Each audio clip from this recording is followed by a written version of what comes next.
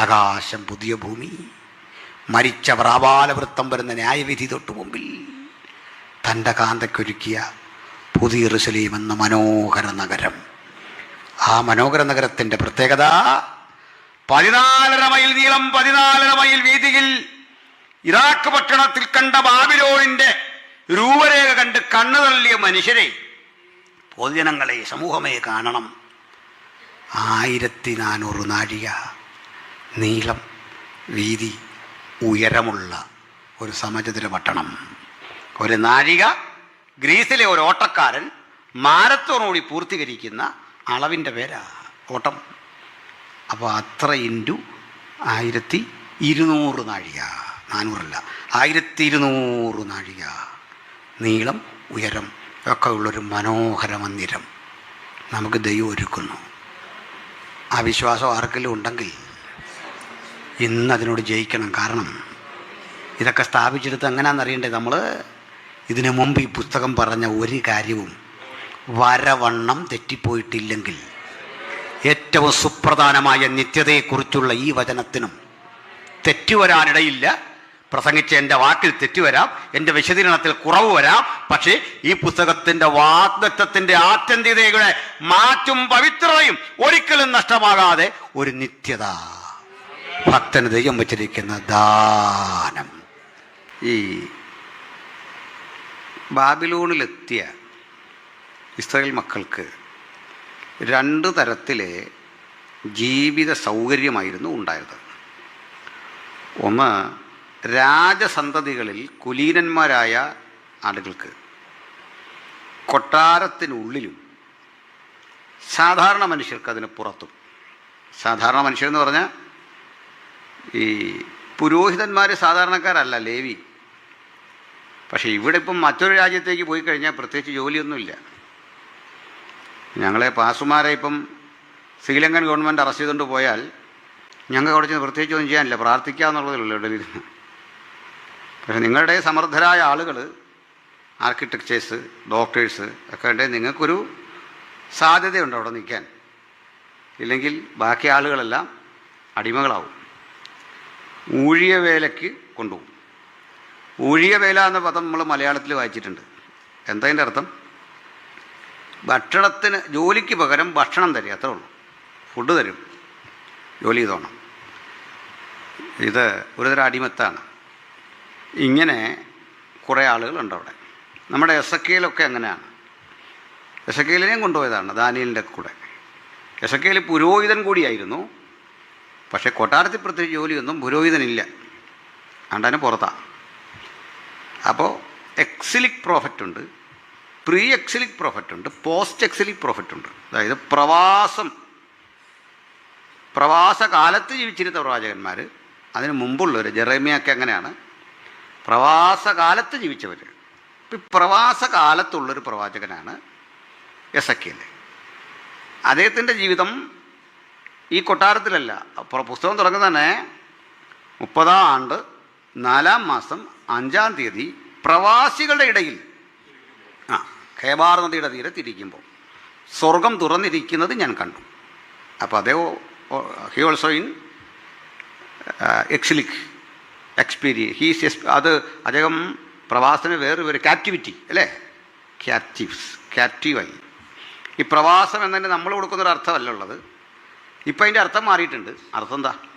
നമുക്ക് പൗരത്വം ഇല്ലാത്തൊരു ദേശത്ത് ജോലിക്കായി ജീവിക്കുന്ന ഒരവസ്ഥയായിട്ട് ആ പദം മാറിയിട്ടുണ്ട്.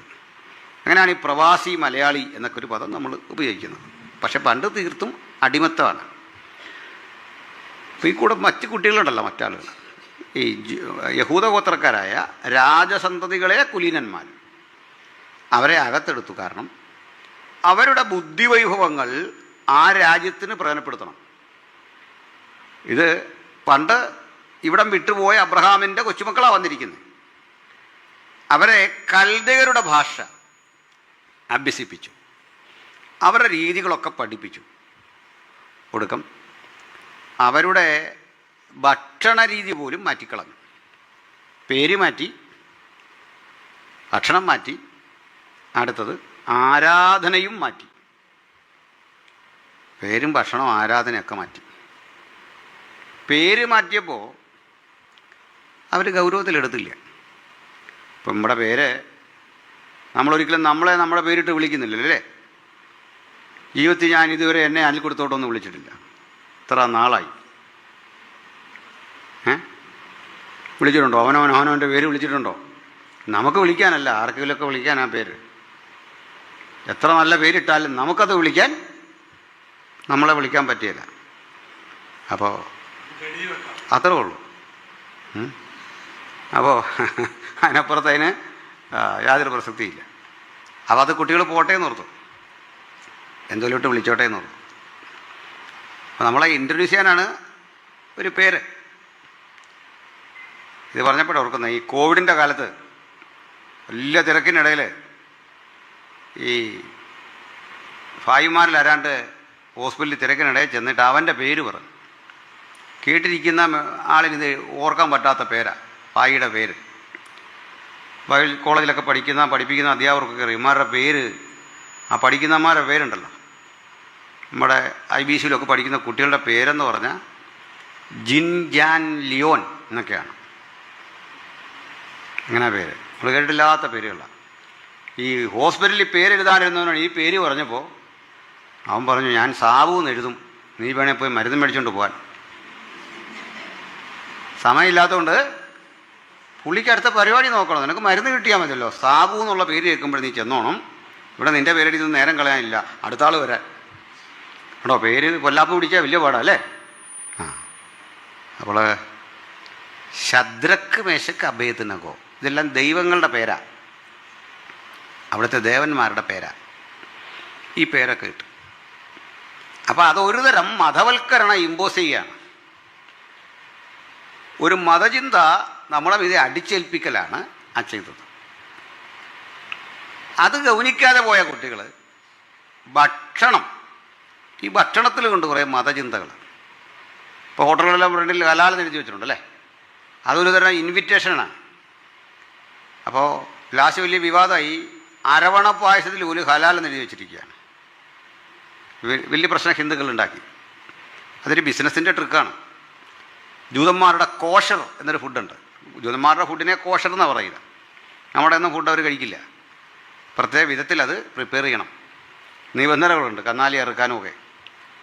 ഇതിൻ്റെ ഒരു അനുകരണമാണ് ഈ ഹലാൽ. അവരെ ഒന്ന് അനുകരിച്ചു കൊണ്ടുപോകുന്നു, അത്രേ ഉള്ളൂ. അപ്പോൾ അത് നമ്മൾ കഴിക്കണമെന്നാണ് നിർബന്ധം. അപ്പോൾ ഇങ്ങനെ അടിച്ചേൽപ്പിക്കുകയാണ്. ഈ മതപരമായ ഭക്ഷണം അടിച്ചേൽപ്പിച്ചപ്പോൾ ഈ കുഞ്ഞുങ്ങൾ നിരസിച്ചു.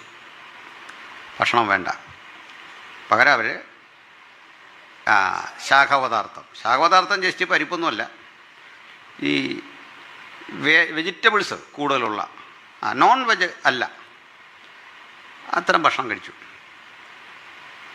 അപ്പോൾ ഈ കുട്ടികൾ ഇതൊക്കെ കഴിച്ച്, അപ്പോൾ ഇവരുടെ വിചാരം ഈ ഭക്തൻ്റെ ആരോഗ്യം കഴിക്കുന്ന ഭക്ഷണത്തിൻ്റെ ആരോഗ്യമെന്നാണ്.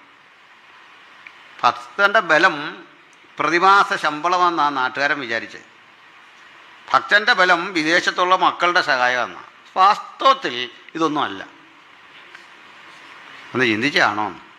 ഇതൊന്നും അല്ല. നമുക്കുള്ള ആ ഇൻകവും നമ്മുടെ ജീവിതവും രണ്ടു വഴിക്കാണ്. ഇൻകം കൂടുന്നതിനനുസരിച്ച് നമ്മുടെ പ്രവർത്തന മേഖലയും കൂടും. ഇവ തമ്മിൽ യോജിച്ചു പോവില്ല. അപ്പം നാട്ടിലൊരാൾ നമ്മളോട് ചോദിക്കുക, ഇത് എങ്ങനെ നടക്കുന്ന കാര്യം? അച്ഛനെന്നാ കുഴപ്പമില്ല, മക്കളെല്ലാം അവിടെ അല്ലേ, ഇന്നാരൊക്കെ അവിടെ അല്ലേ, എസ്റ്റേറ്റ് കിടപ്പില്ലേ. പക്ഷേ ഭക്തൻ്റെ വഴിയായ എസ്റ്റേറ്റോ കുടുംബസ്വത്തോ മക്കൾ തരുന്നൊന്നും അല്ല. നിങ്ങളെന്നാൽ അവനോട് പറയുക ദൈവം നടത്തുന്ന അവന് മനസ്സിലാവത്തില്ല. പക്ഷെ നമുക്ക് പരസ്പരം മനസ്സിലാവും അല്ലേ? ഭക്തൻ്റെ വഴി അത്ഭുതങ്ങളുടെ വഴിയാണ്. അവൻ്റെ ആരോഗ്യമില്ല അങ്ങനെയാണ്. ട്രീറ്റ്മെൻറ്റൊക്കെ ഉണ്ടെന്ന് പറഞ്ഞാലും ഒരു ചീഫ് ഫിസിഷ്യൻ്റെ ഇൻ്റർഫിയറൻസ് അതിനകത്തുമുണ്ട്. അതാ സത്യം. നമുക്കൊക്കെ സംഭവിച്ച രോഗാതുരത ഈ അവസ്ഥയൊക്കെ ഓർത്താൽ ആ കഴിച്ച അവർക്ക് കൊടുത്ത നമുക്ക് തന്ന അതേ മരുന്നാണ് ഇതിലും കുറഞ്ഞവന് കൊടുത്തിട്ട് പോയി. നമ്മൾ കൂടെ നിൽക്കണമെന്ന് ദൈവത്തിന് തോന്നി. ഭക്തൻ്റെ വഴി അങ്ങനെയാണ്. ഭക്തൻ്റെ വഴി നമുക്കും അറിയില്ല, അത് തമ്പുരാനാണെന്നും പറഞ്ഞു തരികയില്ല. എങ്ങനെയാണ് അനുദിന ജീവിതം സന്തോഷത്തോടെ പോകുന്നത്? ഹല്ലേലൂയ. അപ്പോൾ ഇതാണ് ക്രിസ്ത്യ ജീവിതത്തിൻ്റെ ഒരു സുഖം. അവർ പറഞ്ഞു ഞങ്ങളൊരു 10 ദിവസം ഒന്ന് പരീക്ഷിക്കുക, അത് കഴിഞ്ഞാൽ ഞങ്ങളത് കഴിച്ചോളാം, കുഴപ്പമുണ്ടെങ്കിൽ കഴിച്ചോളാം മതിയല്ലോ. 10 ദിവസം ഇയാൾ അമ്പരന്ന് പോയി. ഈ അവസ്ഥയുണ്ട്, നല്ല ഹെൽത്തിയാണ്. അപ്പോൾ ഇങ്ങനെ വന്നവരുടെ ഒരു തലമുറയിൽ നിന്നാണ് ആൽബർട്ട് ഐൻസ്റ്റീൻ രൂപപ്പെട്ടത്, ഐസക് ന്യൂട്ടൻ രൂപപ്പെട്ടത്. ഇത്ര അടിയേറ്റ് വാങ്ങിയ ജീവൽ പ്രതിസന്ധി നേരിട്ട ജനങ്ങൾക്കിടയിൽ നമ്മളുടെ മൈക്കൽ ഫാരഡേ ഉണ്ടായത്, അലക്സാണ്ടർ ഫ്ലെമിംഗ് ഉണ്ടായത്, ലൂയി പാസ്റ്റർ ഉണ്ടായത്, കാൾ മാർക്സ് ഉണ്ടായത്, സിഗ്മണ്ട് ഫ്രോയിഡ് ഉണ്ടായത്. ഈ എന്നോടൊരു സഹോദരൻ സംസാരിച്ചു വന്നപ്പോൾ പറഞ്ഞു ഹരിശ്രീ കുറിക്കുന്ന കഥയൊക്കെ പറഞ്ഞു. ഞാൻ മേടെ ഈ ഹരിശ്രീ കുറിച്ചവൻ എവിടെ വരെ പോയി? ഹരിശ്രീ കുറിച്ച് പഠിച്ചിട്ട് നോബൽ പ്രൈസ് കിട്ടിയ ഒരുത്തൻ്റെ പേര് പറയാൻ പറഞ്ഞു. സംഗതി ഗണപതായൊക്കെ ഉണ്ട്, പക്ഷേ ഇത് അങ്ങോട്ട് പോയില്ല, ഇനി റേഞ്ച് കുറവാണ്. സംഗതിക്ക് അതിനപ്പത്തോട് അതിരില്ല. മനസ്സിലായില്ലേ? ഇതെന്തോന്ന് വെച്ചാൽ നിങ്ങൾ ഈ മനസ്സിലാക്കിയിരിക്കുന്നേ ബൈബിൾ എഴുത്തുകാരെയും ഈ പശ്ചാത്തലമൊക്കെ എന്താണെന്ന് അറിഞ്ഞുകൊണ്ടായി കളിക്കുന്നേ. ഇതാരാണിതല്ലേ? അത് ദൈവം ഒരുവനെ അനുഗ്രഹിച്ചാൽ, നമ്മളിനി എന്നെ കാണിച്ചാലും ദൈവത്തിൻ്റെ അനുഗ്രഹം അത് ശാശ്വതമാണ്. നമുക്കിന്ന് വിശ്വാസത്തോടെ പറയാം, അത് തലമുറ തലമുറയോളം. ലേലുയ ലേലുയ. അത് സുരക്ഷിതമാണ്. നമ്മുടെ കുഞ്ഞുങ്ങളും കുടുംബവും എല്ലാം സുരക്ഷിതമാണ്. അഹങ്കാരം കാണിച്ചാൽ അതിൻ്റെ തല്ലുമൊക്കെ കിട്ടും അല്ലേ? നമുക്ക് കൂടുതൽ കിട്ടും, ശരിയല്ലേ? കൂടുതൽ കിട്ടുകയല്ലേ? ഒന്ന് കാണിച്ചു നോക്ക്. മറ്റുള്ളവർക്ക് കിട്ടുന്നതിലും ആദ്യ യഹൂദനും പിന്നെ യവനെന്ന് പറഞ്ഞ പോലെ ഈ കാലത്ത് നമുക്കിട്ട് ആദ്യം കൂടുതൽ തല്ലും. അങ്ങനെയാ ദൈവം. ഹല്ലേലൂയ. അപ്പോൾ ഈ തല്ലൊക്കെയാന്നേ നമ്മളെ പിടിച്ചിരുത്തിയേ. ഈ കുഞ്ഞുങ്ങളവിടെ 3 ദിവസം ഈ 10 ദിവസം പരീക്ഷിച്ചിട്ടും ഒരു പ്രശ്നമില്ല, അവർ ജയിച്ചു. എന്നാലൊരു കാര്യമുള്ളേ, ഇത് വേണമെങ്കിൽ ഇവർ കഴിച്ചാൽ എന്തായിരുന്നു കുഴപ്പമെന്ന് ഒരു ചോദ്യം വരാം. പക്ഷെ അത് കഴിക്കാഞ്ഞതിൻ്റെ കാരണം ഈ ഭക്ഷണം മോശമായിട്ടൊന്നുമല്ല, ശുചിത്വം ഇല്ലാഞ്ഞിട്ടുമല്ല. ഇവർക്ക് ഈ ഭക്ഷണം കിട്ടിയ പശ്ചാത്തലം, ആ നാടിനെപ്പറ്റി ഞാനൊരു ചെറിയ വിശദീകരണം തരാം. അപ്പോൾ ചിലർക്ക് തോന്നിയത് കഴിക്കേണ്ടതായെന്ന് തോന്നുന്ന വിധത്തിലെ ഭക്ഷണമാണ്. അങ്ങനെയാണ്. അത് ഇതിലേക്ക് വരാം.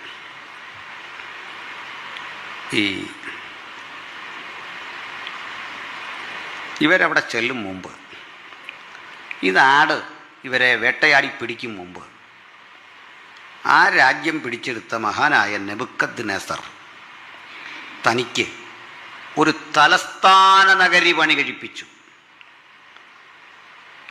ആ നാട്ടിൽ നിന്ന് ഇനി ഒരുത്തനും പുറത്തു പോകാത്ത വിധം അട്രാക്റ്റീവായിട്ടുള്ളൊരു സിറ്റി. ആ സിറ്റിക്ക് പേരിട്ടു ദ സിറ്റി ഓഫ് ബാബിലോൺ. വളരെ ഭംഗിയാർന്നൊരു സിറ്റി.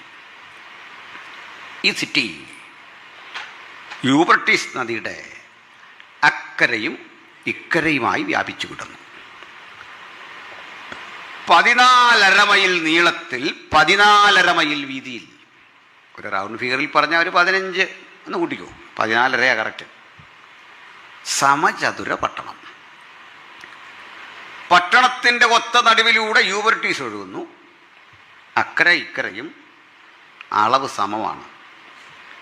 ഇനി ഇതിന് ചുറ്റും 84 അടി തിക്നെസ് കനം വരുന്ന 100 അടി ഉയരം വരുന്ന ഒരു പടുകൂറ്റൻ മതിൽ. ഈ മതിലിന് പുറമെയുള്ള വീതി, അതിൻ്റെ ആ മുകൾ പരപ്പ്, 2 വീതം കുതിരകളെ കെട്ടിയ 6 രഥങ്ങൾക്ക് സമാന്തരമായി സഞ്ചരിക്കാവുന്ന ഒരു ഹൈവേ പോലെയാണ്. ഇതിന് മുകളിൽ പ്രത്യേക നിലയിൽ പണി കഴിപ്പിച്ച ഗോപുരങ്ങളുണ്ട്. ആ ഗോപുരങ്ങളിൽ സുരക്ഷാ ജീവനക്കാർ ദൂരേക്ക് നോക്കിയിരിക്കുകയാണ്, ശത്രുക്കൾ വരുന്നുണ്ടോ. ഒരു ബൃഹത് കോട്ട. ഈ കോട്ടയ്ക്ക് ചുറ്റും 100 വാതിലുകളുണ്ട്. ഈ 100 വാതിലുകളെ കണക്കിലെടുത്താൽ ഒരു ഭാഗത്ത് 25 വാതിൽ വെച്ച് വരും, 4 വശത്ത് കൂടി, ഇപ്പം 100. ഈ 100 വാതിലുകളും കൂടാതെ ഒരു പ്രധാന പ്രവേശന കവാടമുണ്ട്. ആ പ്രധാന പ്രവേശന കവാടം ഇരുമ്പ് ഓടാമ്പൽ ചെലുത്തി താമ്രപാളികൾ അടുക്കി അടുക്കി സ്ക്രൂ ചെയ്ത് നല്ല നിലയിൽ പണി കഴിപ്പിച്ച ഒന്നാണ്. ഇത് തള്ളിയാൽ തുറക്കത്തില്ല, വലിച്ചാലും തുറക്കത്തില്ല. പരിശീലന സിദ്ധിച്ച ആനകൾ കെട്ടിവലിക്കുകയോ പ്രത്യേകതരം ചക്രം കറക്കി താഴ്ത്തുകയോ ചെയ്യണം. ഭയങ്കര സുരക്ഷയാണ്. ഈ 100 വാതിലുകളിൽ 99 വാതിലും അടഞ്ഞു കിടക്കും, ഒരെണ്ണമേ തുറക്കും. അത് ഏത് വാതിലാണ് തുറക്കുന്നതെന്ന് പറയാൻ വയ്യ. ഏതുവഴിയാണ് രാജാവ് പുറത്തേക്ക് പോകുന്നത്? അത് ഏറ്റവും സ്വകാര്യതയിൽ സൂക്ഷിക്കേണ്ട വിഷയമാണ്. രാജാവ് ഇന്ന് ഏതുവഴി പുറത്തേക്ക് കിടക്കും, അല്ലെങ്കിൽ ആർക്കെങ്കിലും അകത്തേക്ക് വരാൻ വഴിയുന്ന ഏതാണ്? ഇത്തരത്തിലെ സുരക്ഷിതത്വമുള്ള കോട്ട. ഇനി ഈ കോട്ടയ്ക്കകത്തുനിന്ന് കടക്കണം. സന്തോഷമാണോ? നമ്മൾ മലയാളികളല്ലേ, നമ്മൾ എങ്ങനെയും കയറും ഇതിനകത്ത്, അല്ലേ? എങ്ങനെയും. യേശുവിനെ ക്രൂശിച്ച ആ തലയിൽ വെച്ച മുള്ളുണ്ട്, നമുക്കതൊന്നും ഓടിക്കാൻ പറ്റില്ല, എടുക്കാനൊന്നും പറ്റില്ല, നിയമവിരുദ്ധമാണ്. അവിടെ പോയി എന്നൊന്നും പറയാനല്ല, ഞാൻ ഈ ഒരു മുള്ള് ഒരു വിധത്തിൽ വലിച്ചു പറിച്ചെടുത്തു. അത് ഞാൻ എൻ്റെ ഒരു ഇതുകൊണ്ടല്ല, ഞാനൊരു മലയാളിയായിപ്പോയി, അതുകൊണ്ട് എടുക്കാതിരിക്കാൻ പറ്റത്തില്ല നമുക്ക്. അതുകൊണ്ടാണ് ഇത് കയ്യെ കൊണ്ടിട്ട് ആകപ്പാടെ പോയില്ല. ഞാൻ ഗൈഡിൻ്റെ അടുത്ത് പറഞ്ഞൊരു വിഷയമുണ്ട്. പുള്ളി പറഞ്ഞ അനങ്ങണ്ട, ഇതും കൊണ്ട് ഹോസ്പിറ്റലിൽ നിന്നാൽ നമ്മൾ നേരെ അകത്തോട്ട് പോയി ഇത് ഒടിച്ചതിന് നമ്മൾ അനുഭവിച്ചൊരു വേദന. അന്നേരമായി ക്രൂശീകരണം ഒരു അത്യാവശ്യം പിടികിട്ടി എൻ്റെ കാഠിന്യം. ഞാനിത് നമ്മുടെ PC ചെറിയാൻ ജവാസ ചർച്ചിൽ ചെന്ന് പ്രസംഗിച്ചപ്പോൾ പുള്ളി പറയാ, ഞാനും ഒരെണ്ണം ഒടിച്ചായിരുന്നു. ഞാൻ പറഞ്ഞു കുഴപ്പമില്ല, നമ്മളൊരു നാട്ടുകാരും ചെറുപ്പം പോലെ അറിയുന്ന ആൾക്കാരും ചെറുപ്പം പോലെ അറിയും, അത് കുഴപ്പമില്ല. അച്ഛൻ അങ്ങനെ ചെയ്തു എന്ന് പറയുമ്പോൾ എനിക്ക് സന്തോഷമേ ഉള്ളൂ. കാരണം എന്താ, നമ്മൾ മലയാളിയായിപ്പോയി, നമുക്ക് ചെയ്യാതിരിക്കാൻ ഒക്കത്തില്ല, അല്ലേ? നമ്മൾ ഈ സ്വതസിദ്ധമായി കിടക്കുന്ന ചില പരിപാടികളുണ്ട്, അതിങ്ങ് വന്നുപോയി, അല്ലേ? ആ പോട്ടെ. അപ്പം ഞാനിപ്പോൾ ഒടിച്ചത് നിങ്ങൾക്കെല്ലാം വേണ്ടിയാണെന്നങ്ങ് ധരിച്ച് ക്ഷമിക്കുക. അപ്പോൾ ഈ സ്ഥലത്തേക്ക് വരാം. ഇവിടെ ഇതിനകത്തേക്ക് ഇറങ്ങണമെങ്കിൽ അള്ളിപ്പിടിച്ച് കയറാൻ ഒക്കത്തില്ല. ഒരു വിധത്തിൽ മോളിൽ ചെല്ലുമ്പോഴകത്ത് വേറൊരു കാര്യം, ഒരു ചെറിയ മതിലകത്ത്, തെറ്റിദ്ധരിപ്പിക്കുന്ന വിധത്തിലൊരു മതിലകത്ത്. ആ വൻമതിലും ചെറുമതിലിനും ഇടയ്ക്കൊരല്പ സ്ഥലം ഉണ്ടാവുമല്ലോ, അവയെ തമ്മിൽ ബന്ധിപ്പിക്കുന്ന കളങ്ങൾ, കള്ളികൾ എന്ന് പറയും. കള്ളികളെന്നാ പറയണ്ടേ, ഈ സഹോദരിമാർ തെറ്റിദ്ധരിക്കാതിരിക്കാൻ വേണ്ടി ഇതൊരു തെക്കൻ ഭാഷയായി കള്ളികളെന്നുള്ളത്. അപ്പോൾ ഞാനതങ്ങ് മനസ്സിലാകാൻ പറഞ്ഞതേ ഉള്ളൂ, നിങ്ങളൊന്നും ഓർക്കരുത്, നിങ്ങളെ ആരെയല്ല ഉദ്ദേശിച്ചത്, ഈ കളങ്ങൾ. അപ്പോൾ ഇതിലേക്ക് യൂബ്രട്ടീസിലെ വെള്ളം ചക്രം ചവിട്ടി പമ്പ് ചെയ്ത് നിറച്ചിരിക്കുന്ന കിടങ്ങ, അതിലൊക്കെ മുതലകളാണ്. ഞാൻ ക്ലാസ് എടുത്തപ്പോൾ ഒരു പയ്യൻ ചോദിക്കുക, അപ്പം നമ്മൾ വീണാൽ എന്ത് ചെയ്യും? ഞാൻ പറഞ്ഞു, പ്രത്യേകിച്ചൊന്നും ചെയ്യണ്ട, അല്ലേ? വല്ലോ മിച്ചം കിട്ടുവാണെങ്കിൽ കൊണ്ട് പ്രാർത്ഥിച്ച് ആ സെല്ലിലോട്ട് വെച്ചാൽ മതി, മുതല തരുന്നതിൻ്റെ ബാക്കി, അല്ലേ? പ്രത്യേകിച്ച് എന്തോ ചെയ്യാനിരിക്കുന്നു, ഒന്നും ചെയ്യേണ്ടി വരികയല്ല. അപ്പോൾ ഇതിനകത്തോട്ട് പോക്ക് നടക്കുകയില്ല, അത്ര സ്ട്രിക്റ്റാണ്. ജാഗരൂകരായി നടക്കുന്ന ബാബിലോന്യ പട്ടാളം. കുറഞ്ഞ പക്ഷേ നമ്മൾ പാലക്കാടുള്ള സുൽത്താൻ്റെ കോട്ടയെങ്കിലും കണ്ടാൽ മനസ്സിലാവും. നമ്മുടെ ഹൈദരാബാദിലൊക്കെ ഉണ്ട് നല്ല കോട്ടകൾ, അതൊക്കെ കണ്ടാൽ മനസ്സിലാകും ഇതിൻ്റെ ഒരു ഏകദേശ രൂപം എങ്ങനെയാണ്. അപ്പോൾ ഇതിൻ്റെ അന്നത്തെ നിർമ്മിതിയൊക്കെ ഭയങ്കരമാണ്.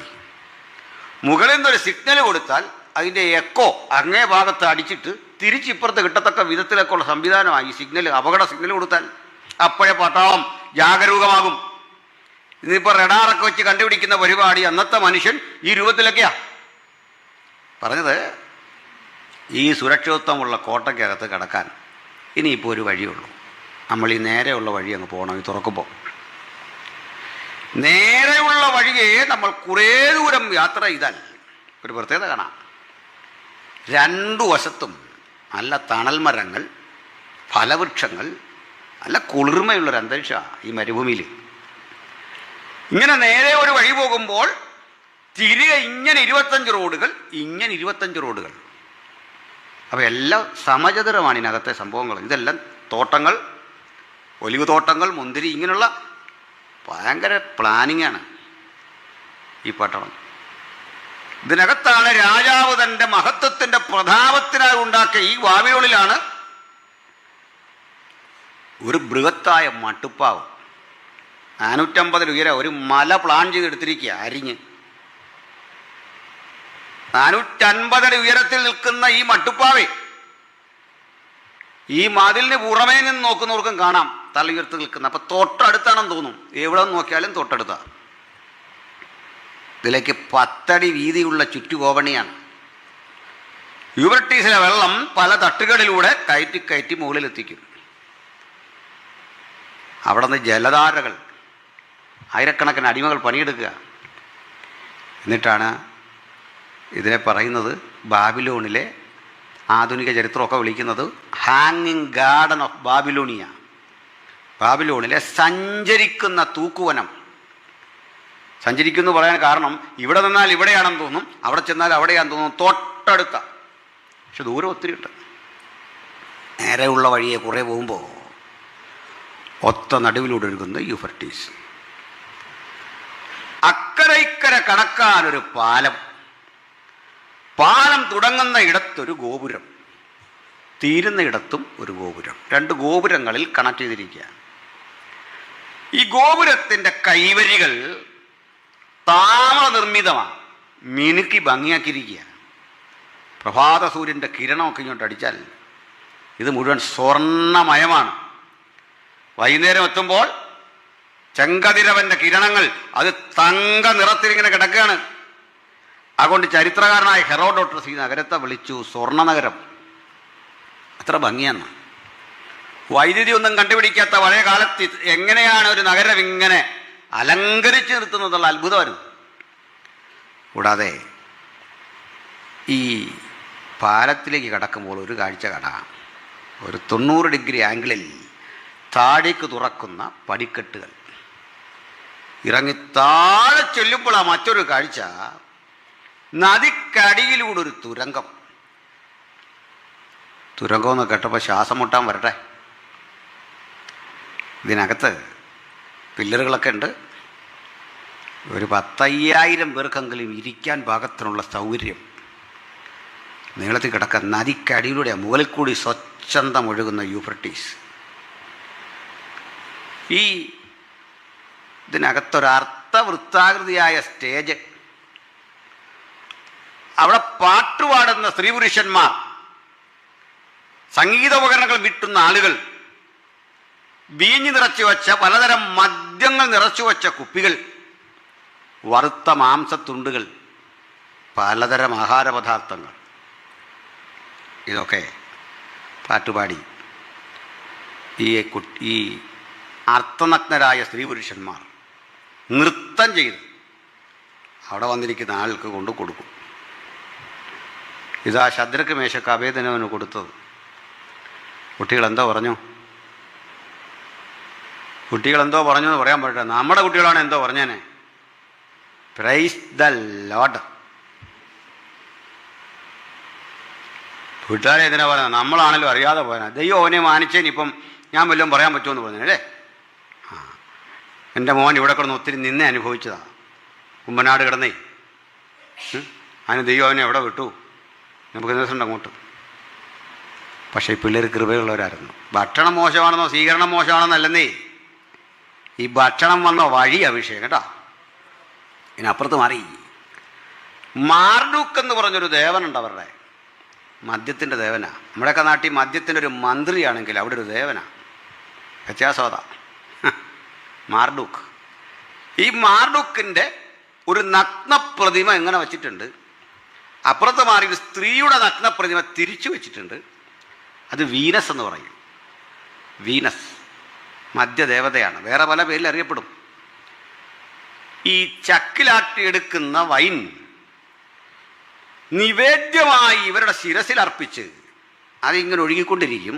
അത് ഈ തളത്തിൽ വന്ന് കെട്ടിക്കിടന്ന് പുളിച്ച് വീര്യമുറ്റ മദ്യമായി മാറും. ഇത് ക്യാനുകളിൽ ശേഖരിച്ച് തുരുത്തിയിൽ പകർന്ന് ഭക്ഷിക്കാൻ ഇവിടേക്ക് കൊടുക്കും.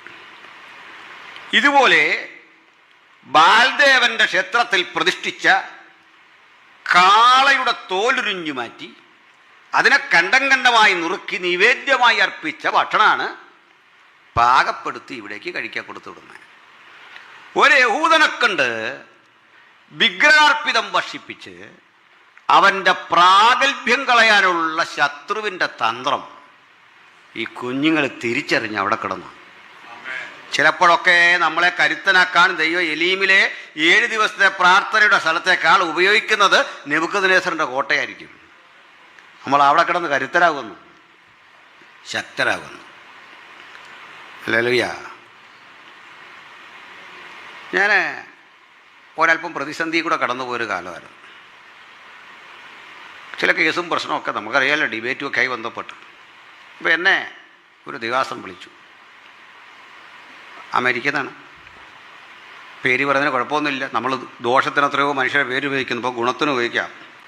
നമ്മുടെ രാജഗോപാല പാസ്റ്റർ അളിയനാണ്. റിലേറ്റീവ്സ് ആരെങ്കിലും ഉണ്ടെങ്കിൽ മനസ്സിലാക്കണം, മോശമല്ല ഞാൻ പറയുന്നത്. എന്നെ വിളിച്ചിട്ട് പറഞ്ഞു, ഭർത്തൃദാസനെ അദ്ദേഹത്തെ ഈ ബൈബിളുമായിട്ട് സൗദിയിൽ വെച്ച് പിടിച്ചു. ഇതെല്ലാം അങ്ങോട്ട് കീറി ഒരു മല പോലെയാക്കി ബൈബിളിൽ ഓരോ പേജ്. അദ്ദേഹം പറഞ്ഞു, ഞാനൊരു ധൈര്യശാലിയൊന്നും അല്ല ജന്മന. ലൈറ്റർ തന്നിട്ട് പറയാം കത്തിക്കാൻ. അദ്ദേഹം പറഞ്ഞു, നോ, കൊന്നോളാൻ പറഞ്ഞു. അദ്ദേഹത്തിനോട് പറയാം, ഈ ധൈര്യം എങ്ങനെ കിട്ടിയെന്ന് എനിക്കൊരു പിടിയില്ല. ബോധം വീണ 2 ദിവസം കഴിഞ്ഞ് അടി, ജയിൽ കിടന്നു. പക്ഷെ ജയിൽ എന്നെ കരുത്തനാക്കി മാറ്റി. ഹല്ലേലൂയ. ഇന്നും അവിടെ പോകണമെന്ന് പറഞ്ഞാൽ ഞാൻ പോകുന്നു. ഒരു അത്ഭുതം പറഞ്ഞു, ഈ ക്രിമിനൽ സീല് വീണ ഈ പാസ്പോർട്ട് കൊണ്ടാ അമേരിക്കൻ എംബസി ചെല്ലുമ്പോൾ ഇതൊക്കെ അറിഞ്ഞിട്ട് അവിടെ ഇരുന്ന് ഒരു വിശ്വാസിയാണ്. ഇതെന്താ കാര്യം ചോദിച്ചപ്പോൾ കാര്യം പറഞ്ഞപ്പോൾ വിസ അടിച്ചു കൊടുത്തു. കണ്ട, ലോകം വിലക്കുമ്പോഴും ദൈവം നമുക്ക് വേണ്ടി ആരെയൊക്കെ ഒരുക്കും. ചിലപ്പോൾ നമ്മളെ കരുത്തരാക്കുന്ന സ്ഥലം ഈ 7 ദിവസത്തെ പ്രാർത്ഥന അല്ല കേട്ടോ, ഈ ക്ലാസ് ആയിരിക്കില്ല, ഈ 3 ദിവസത്തെ പ്രാർത്ഥന ആയിരിക്കില്ല. അതും കരുത്തി തരാം. പക്ഷെ കൂടുതൽ കരുത്ത് തരാൻ നമ്മളെ കൊണ്ട് പ്രവാസത്തിലിടും. നമുക്ക് ഈ പ്രവാസങ്ങളെ അംഗീകരിക്കാനൊരു മനസ്സ് വേണം. യെശക്കേലും കരുത്തനായത് പ്രവാസത്തിൽ വന്നപ്പോഴാണ്. യെരുശലേം ദേവാലയത്തിൽ ധൂപം കാട്ടുന്ന പിതാവിൻ്റെ മകനായി പുരോഹിത കുലത്തിൽ ജനിച്ചു വളർന്നവൻ അവിടെ കാണാത്തൊരു കാഴ്ചയാ. പ്രവാസികളുടെ ഇരിക്കുമ്പോൾ സ്വർഗം തുറന്നിരിക്കുന്നത് ഞാൻ കണ്ടു. തുറക്കപ്പെട്ട സ്വർഗത്തിൻ്റെ കാഴ്ച യെരുശലേം ദേവാലയത്തിലല്ല, അത് സ്തെഫാനോസിന്റെ പ്രസംഗത്തിൽ തെരുവീതിയിൽ കാണാം. സ്വർഗം തുറക്കപ്പെടുന്നത് അത്തരം പ്രതിസന്ധികളുടെ മുമ്പിലാണ്. അവിടെ ഒരു ആൻസർ കിട്ടിയാൽ, ഏറ് കിട്ടിയാൽ പോലും നമ്മൾ അറിയത്തില്ലെന്നേ. സ്തോത്രം. ചിലപ്പോഴൊക്കെ നമുക്ക് തോന്നും, ഈ പീഡകൾ നമ്മുടെ ജീവിതത്തിലേക്ക് വന്നാൽ നമ്മൾ തകർന്നു പോവുമോ? നമ്മുടെ സ്വതസിദ്ധമായൊരു ജീവിതം കണക്കൂട്ടിയാൽ തകരാം. പേടിയുടെ ആവശ്യമില്ല. എന്താണെന്നറിയണ്ടേ? നമ്മുടെ കഴിവുകൊണ്ടല്ല അന്നേരം ജയിക്കുന്നത്. തമ്പുരാൻ കൂടെ നിൽക്കും, നമ്മുടെ കൂടെ. ഹല്ലേലൂയ. അവിടുത്തെ കൂടെ ഉണ്ടെങ്കിൽ എന്തും അനുഭവിക്കാനുള്ള ഒരു ധൈര്യം പരിശുദ്ധാത്മാവ് നമ്മുടെ വീതം പകരും. നമ്മൾ ഒറ്റക്കല്ല, കർത്താവ് കൂടെ ഉള്ളത്. ഏത് ഇരുട്ടുമുറിയിലിട്ട് ഭക്തനെ പീഡിപ്പിക്കുമ്പോഴും കർത്താവ് കൂടെ ഉണ്ട്, ദൈവം കൂടെ ഉണ്ട്. കർത്താവിനെയും 2 മക്കളെയും കൊല വിളിച്ച് അവരെ വെട്ടിക്കൊന്നിട്ടാണ് കത്തിക്കുന്നത്. ഞാനത് അറിയുന്നത് എപ്പോഴാണെന്നറിയോ? ബഹുമാനപ്പെട്ട PG വരിസങ്ങൾ ഞങ്ങൾക്കൊരു പ്രോഗ്രാമുമായിട്ട് ബന്ധപ്പെട്ട് എൻ്റെ വീട്ടിൽ വന്നു. ഒരു ഉച്ച വരെ പ്രാർത്ഥിച്ചു. ഉച്ച കഴിഞ്ഞ് പ്രാർത്ഥിച്ചു. അപ്പോൾ ആ ദിവസത്തിൻ്റെ പ്രത്യേകത, സ്റ്റെയിൻസ് മരിച്ചിട്ട് 25 ദിവസമായി, 25 വർഷമായി. ഞങ്ങൾ ഈ കഥ പറഞ്ഞപ്പോൾ അതൊരു ലൈവ് ചെയ്തു മോനെ. അപ്പം അദ്ദേഹം ഇത് പറഞ്ഞു, ഈ വിശീർണം പറഞ്ഞപ്പോൾ ഇവരെ ഈ അപ്പൻ്റെ കണ്ടത്തിലേക്ക് കത്തി കുത്തി ഇറക്കി ഇങ്ങനെ വലിക്കുമ്പോൾ മക്കൾ ചാടി കൊടുത്ത് കാണുക. അപ്പം ഞാൻ പറഞ്ഞു, അങ്കിൾ അങ്ങനെയല്ല, കത്തിക്കായിരുന്നില്ലേ? അദ്ദേഹം പറഞ്ഞു, മരണം ഉറപ്പാക്കിയിട്ട് ജഡമാണ് കത്തിക്കുന്നത്, കുഞ്ഞുങ്ങളെ ജീവനോടെ. അപ്പോൾ ഈ കുഞ്ഞുങ്ങൾക്കും ഒക്കെ മരിച്ച എസ്തേറും ഗ്ലാഡീസ് ആൻറ്റിക്കും എങ്ങനെ സഹിക്കാൻ പറ്റിയേ? അതാ ദൈവകൃപ. നമുക്ക് മാത്രമുള്ളതാണെന്നേ.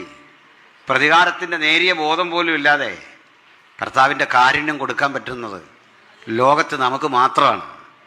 അത് നമുക്കെങ്ങനെ കിട്ടിയേ? നമ്മുടെ പൈതൃകം, അത് കാൽവരിയിൽ നിന്ന് കിട്ടിയ പൈതൃക ബോധമാണ്. ഹല്ലേലൂയ. ആ കാൽവരിയിലെ രക്തം ശിരാനരമ്പുകളിൽ ഓടുന്ന നമുക്ക് മാത്രമുള്ള ധീരത സഹനത്തിൻ്റെ കൃപയാണ്, സഹിക്കാനും അതിജീവിക്കാനുള്ള കൃപയാണ്. അത് നമുക്ക് കഴിവില്ലാഞ്ഞിട്ടല്ല. അപ്പം ഞാൻ പറയാം, നമ്മുടെ ഒരു 1000 പേര് കൂടുന്നൊരു യോഗം, ഒരു 4 കുടിയന്മാർ കയറി ആലമ്പും. ഈ 4 പേരെ കൈകാര്യം ചെയ്യാൻ അറിയത്തില്ലായിട്ടാണോ? PAP-യുടെ പിള്ളേരെ നോക്കിയാൽ അതെന്താ ചെയ്യാത്ത? അമ്മമാർ പറയും, നമ്മൾ പറയും, കുഞ്ഞവിടെ ഇരുന്ന് വരുന്നു, ദൈവത്തിന് നമ്മളെ രക്ഷിക്കാൻ പറ്റിയാൽ രക്ഷിച്ചാൽ മതി അല്ലേ അല്ലേ? കാരണം ഇങ്ങനെ വന്നവരൊക്കെ നമുക്ക് പിന്നെ ലാഭമായിട്ടുണ്ട്. കാരണം അല്ല, ഒരുത്തനേലും നമുക്ക് തരും കർത്താവ് അല്ലേ? പശ്ചാത്താപ വിവശനായിട്ട് നമ്മുടെ കൈക്ക് മുമ്പിൽ വരും സ്നാനപ്പെടാൻ. ഹല്ലേലൂയ. അപ്പം ഇത് കരുത്തില്ലാത്തതുകൊണ്ടുള്ള കഴിവുകേടല്ലിത്, ക്രിസ്തു നിമിത്തമുള്ള അതിജീവിക്കാനുള്ള കൃപ ഭക്തന് തന്നിട്ടുള്ള ദാനമാണ്. ആമേൻ. അപ്പോൾ കുഞ്ഞുങ്ങൾ അവിടെ നിന്ന് രക്ഷപ്പെട്ടു. അപ്പോൾ അടുത്തൊരു ഘട്ടമാണ്, രാജാവ് സ്വപ്നം കാണുന്നു. ആ സ്വപ്നം ദാനിയേൽ വിശദീകരിക്കുന്നു. ഇതെല്ലാം കണ്ടു. അതിനിടയിൽ 4-ാം അധ്യായത്തിലേക്ക് വരുമ്പോൾ രാജാവ് ഒരു സ്വപ്നമൊക്കെ കാണുന്നു. ആകാശത്തോളം എത്തുന്ന വൃക്ഷത്തിൻ്റെ ദർശനം. ഇതും ദാനിയേൽ വ്യാഖ്യാനിക്കുന്നുണ്ട്. വ്യാഖ്യാനിക്കുമ്പോൾ ദാനിയേൽ എന്താ പറയുന്നത്? തിരുമനസ്സൊരു വലിയ മനുഷ്യനായിരുന്നു. പക്ഷേ ഇടയ്ക്കിടയ്ക്ക് ഒരു അഹങ്കാരം കയറും, ഒരു ബോധക്കേടൊക്കെ വരും അല്ലേ? ഈ ദാനിയേലിൻ്റെ രീതി ഭയങ്കര രസകരമാണ്. ഉത്കൃഷ്ടമാനസൻ എന്നാണ് അദ്ദേഹത്തെ വിളിക്കുന്നത്. നല്ല മലയാള പ്രയോഗം. അതുകൊണ്ട് ഈ ദാനിയേൽ പ്രവചിക്കുമ്പോൾ ഒരു ശൈലി സ്വീകരിക്കും. വെട്ടും കുത്തും നശിപ്പിക്കും പോടാ പാടാന്നൊന്നും അല്ല. നമ്മുടെ ആശാരിവീശിയൊക്കെ പണ്ട് പറഞ്ഞത് അതൊക്കെ നിയോഗം കേട്ടോ. അദ്ദേഹത്തെ കുറ്റം പറഞ്ഞല്ല, ഞാൻ അദ്ദേഹത്തെ പറയാൻ ആളുമല്ല. പക്ഷേ അദ്ദേഹത്തിൻ്റെ നിയോഗമാണ് കർത്താവ് കൊടുത്തത്. അതുകൊണ്ടാണ് ഇത്ര എതിർപ്പുണ്ടെങ്കിൽ 100 കണക്കിന് വരെ ആ മനുഷ്യൻ സ്നാനപ്പെടുത്തി. നിയോഗമുണ്ടെങ്കിൽ അതൊക്കെ ചെയ്യാം. നമുക്ക് നിയോഗം വേണം. പക്ഷെ ദാനിയേലിന് നിയോഗം എന്തെന്നറിയണ്ടേ? എടാപോടാന്നൊന്നുമല്ല. രാജാവിനോട് പറയുക, തിരുമനസ്സേ ദീർഘായുസായിരിക്കട്ടെ. സന്തോഷമായി രാജാവിനും. പക്ഷേ പറയുക, പക്ഷേ ഒരു 7 കൊല്ലം പുല്ല് തിന്നു. പിന്നെ എന്തിനാ ദീർഘായുസ്? ഞാനത് പറയാറുണ്ട്. ഈ പുല്ല് തിന്നുക എന്ന ഒരു മനോരോഗം കേട്ടോ, അങ്ങനെ വന്നതാണ്. കന്നാലിയായി എന്ന് പുള്ളിക്ക് തന്നെ തോന്നി. എനിക്കൊന്നും പുള്ളി പണ്ടേ കന്നാലി, ആ ബോധം വന്നിട്ട് 7 കൊല്ലം ആയുള്ളെന്നാ തോന്നുന്നു. 7 കൊല്ലം പുള്ളി തിരിച്ചറിഞ്ഞ് കന്നാലിയായിട്ട്. അപ്പോൾ നമ്മളാരും ഈ നെബൂഖദ്നേസറിനെ കാണാൻ ചെന്നാൽ സഹോദരി വന്നിട്ട് പറയും, അച്ഛനെ കാടി കുടിച്ചുകൊണ്ടിരിക്കുക, അവിടെ ഇരിക്കുക, ഞാനിപ്പോൾ പിണ്ണാക്ക് കലക്കിയിട്ട് വരുന്നേ ഉള്ളൂ. എന്തോ വേണ്ടേ? ഈ അവസ്ഥ അനുഭവിക്കുമ്പോഴേ അറിയത്തുള്ളൂ. അതിനാ ഈ പറഞ്ഞേ. ഇയാളെ കളയാനൊക്കുമോ ഉൾക്കൊള്ളാനൊക്കുമോ? അതുകൊണ്ട് ഞാൻ സാറിന് പറയാറുണ്ട്, രാവിലെ ഇന്ത്യൻ സമയം 7:30 7:30 ചിക്കനും ചപ്പാത്തിയും കഴിച്ച് നെബൂഖദ്നേസറിനെ ഡിന്നറിന് വൈകിട്ട് 7 മണിക്ക് ഇരിക്കുമ്പോൾ പുല്ല് തീറ്റിച്ചൊരു ദൈവം അല്ലേ? എത്ര നേരം വരത്തുള്ളൂ? 12 മണിക്കൂർ കൊണ്ട് പുല്ല് തിന്നു. നമ്മുടെ ദൈവം ആരാണല്ലേ? സ്തോത്രം. ഈ രാജ്യത്ത് സുവിശേഷകർക്കെതിരെ നിയമം പാസ്സാക്കിയ രാജ്യങ്ങളുണ്ട്, സ്റ്റേറ്റുകളുണ്ട്. തൊട്ടടുത്ത സ്റ്റേറ്റിലൊക്കെ ഇതായിരുന്നു സ്ഥിതി. പക്ഷെ ഇന്ന് എന്തിയേ? തലമുറ പോലും ഇല്ലാതായി. അവിടെ ഒന്നും ഇല്ല. കാരണം നമുക്ക് ആരും ഇല്ലെങ്കിൽ തമ്പുരാൻ ഇടപെടും. ഹല്ലേലൂയ. ദൈവം ഇടപെടും. സ്തോത്രം. അത് വർഷങ്ങളായുള്ള നമ്മുടെ പ്രാർത്ഥനയായിരുന്നേ. അതുകൊണ്ട് നമുക്ക് ആവശ്യമുണ്ട്. രാഷ്ട്രീയക്കാർ ഇങ്ങോട്ട് വരുന്നുണ്ടോ ചോദിച്ച്? നമ്മളാരെയും വിളിച്ചിട്ടൊന്നുമല്ല. ദൈവം അയക്കുന്ന അവനെ. എന്തു പറ്റിയെന്ന് ഇപ്പോഴാണ് നമ്മുടെ വിലയൊക്കെ മനസ്സിലായത്. കൊടി പിടിച്ചിട്ടല്ല ക്രൈസ്തവ സഭ വളർന്നത്, പ്രതിഷേധ സമരം നടത്തിയിട്ടല്ല. ഹല്ലേലൂയ. നമ്മുടെ ഒരു ദിവസനെ വിട്ട് തല്ലി മെഡിക്കൽ കോളേജിൻ്റെ വിട്ട്. അപ്പോൾ അവിടത്തുള്ള എല്ലാ സഭകളും ചേർന്നൊരു പ്രതിഷേധം. ഞാൻ പ്രതിഷേധ യോഗം വേണ്ട, നമുക്ക് പ്രസംഗിക്കാൻ അവസരം കിട്ടുക എന്നുള്ള. നമുക്കൊരു കാര്യം ചെയ്യാം, ഒരു വിശദീകരണ യോഗം. പ്രതിഷേധം എന്നുള്ള പദവും നമുക്കെന്താ പ്രതിഷേധം? ഇത് നമുക്ക് പറഞ്ഞിട്ടുള്ള ഈ നിന്നേക്കല്ലേ. പക്ഷേ 10 പേരെ കിട്ടും. വൻ പോലീസ് എന്നാകുക. നമ്മളവിടെ പോയി, ഞാനുണ്ട്, ഫിലിപ്പ് സാറുണ്ട്, ഫിലിപ്പി തോമസ്, നമ്മുടെ PA മാത്യു സാറുണ്ട്. പ്രസംഗിക്കാൻ പാവപ്പെട്ട നമ്മളെ വിളിച്ചേ. അവിടെ പോലീസ് ഗ്രൗണ്ടിലാണ്. ഭയങ്കര ആൾ. ആ വീഡിയോ കിടപ്പുണ്ട്, അതിനകത്ത് കണ്ടാൽ മനസ്സിലാവും. വളരെ കൃത്യമായിട്ട് ഇത്തരം വിഷയങ്ങളിലുള്ള നമ്മുടെ നിലപാട് കൃത്യം പറഞ്ഞു. കൃത്യ നിലപാട് പറഞ്ഞു. അവർ കേട്ടോണ്ടിരിക്കുക. കയ്യെ ചെറുത് കിട്ടിയ സഹോദരന്മാരൊക്കെ ഉണ്ട്. അച്ചടക്കത്തോടെ കേട്ടിരുന്നു. എന്തിനാണ് ഞങ്ങൾ നിലകൊള്ളുന്നത് ഈ രാജ്യത്ത്? അത് പറയാം. പക്ഷെ പ്രതിഷേധമൊന്നും ഇല്ലെന്നേ, തിരിച്ചടിക്കുന്ന മാർഗമൊന്നുമല്ലെന്നേ. ആണോ? ഒരിക്കലും. അപ്പോൾ അതിൻ്റെ സൗന്ദര്യം പോയി ക്രിസ്ത്യാനിറ്റിയുടെ, അതിൻ്റെ വിലയും മഹിമയും ഒക്കെ പോകുന്നേ ആ പ്രചരണം കൊണ്ട്, ആ രീതി കൊണ്ടേ. നമുക്കറിയാം, പാവങ്ങളായ നിരപരാധികളായ ചില ദിവാസന്മാർ വർഷങ്ങൾക്കപ്പുറത്ത് ജയിലിലടക്കപ്പെട്ടു ഈ നാട്ടിൽ. നിങ്ങൾക്കറിയാം, ഇതിൻ്റെ പിന്നിലൊക്കെ കളിച്ച രാഷ്ട്രീയക്കാരുണ്ട്. ഞങ്ങൾ ഒരു കാര്യം പലപ്പോഴും പറയും, ഒരുത്തൻ്റെ മണ്ഡലമേ പോയി കളഞ്ഞു. അങ്ങനെ മണ്ഡലം ഇപ്പോൾ ഈ കോൺസ്റ്റിറ്റ്യൂഷൻ അസംബ്ലിയിൽ ഇല്ല. ഞങ്ങളൊക്കെ അന്ന് എഴുതിയതാ, ഇഷ്ടംപോലെ കാര്യങ്ങൾ എഴുതിയാ, പണ്ട് വായിച്ചിട്ടുള്ളവർക്കറിയാം. ആ മണ്ഡലം വൈപ്പ് ഔട്ട് ചെയ്ത് കളഞ്ഞു. ഇതെങ്ങനെ പോയി എന്നൊരു പിടിയില്ല. ചില പണിയൊക്കെ ദൈവം തുടങ്ങിക്കഴിഞ്ഞാൽ നമ്മൾ ഉദ്ദേശിക്കുന്നതല്ല അതിൻ്റെ പരിപാടി, നമ്മൾ ചിന്തിക്കുന്നതല്ല അതിൻ്റെ റിസൾട്ട് വരുന്നത്. ഹല്ലേലൂയ. അങ്ങനെ കുറേ പേരുണ്ട്, കുറേ ആളുകളുണ്ട് സമൂഹത്തിൽ. അപ്പോൾ നമുക്ക് വേണ്ടി ദൈവമാണ് വാദിക്കുന്നത്, അല്ലേ? അല്ല രാഷ്ട്രീയക്കാരൊന്നുമല്ല. രാഷ്ട്രീയക്കാർ പറയട്ടെ, അത് സാമൂഹ്യ ബന്ധത്തിനപ്പുറത്തൊന്നും അതിന് കാര്യമില്ല. അപ്പോൾ ഇവിടെ ഇവർ ദാനിയേൽ ഇതെല്ലാം പ്രവചിച്ചു. ഇതിന് ശേഷം അയാളുടെ പേരക്കിടാവ് വരുന്ന കാര്യം അടുത്ത് ഭരണാധികാരിയായിട്ട്. ആ പേരക്കിടാവാണ് ബേൽശസ്സർ, മകനല്ല. ഈ മകനെന്ന് പറയുമ്പം ഇടയ്ക്കൊരാളൊക്കെ ഉണ്ട്.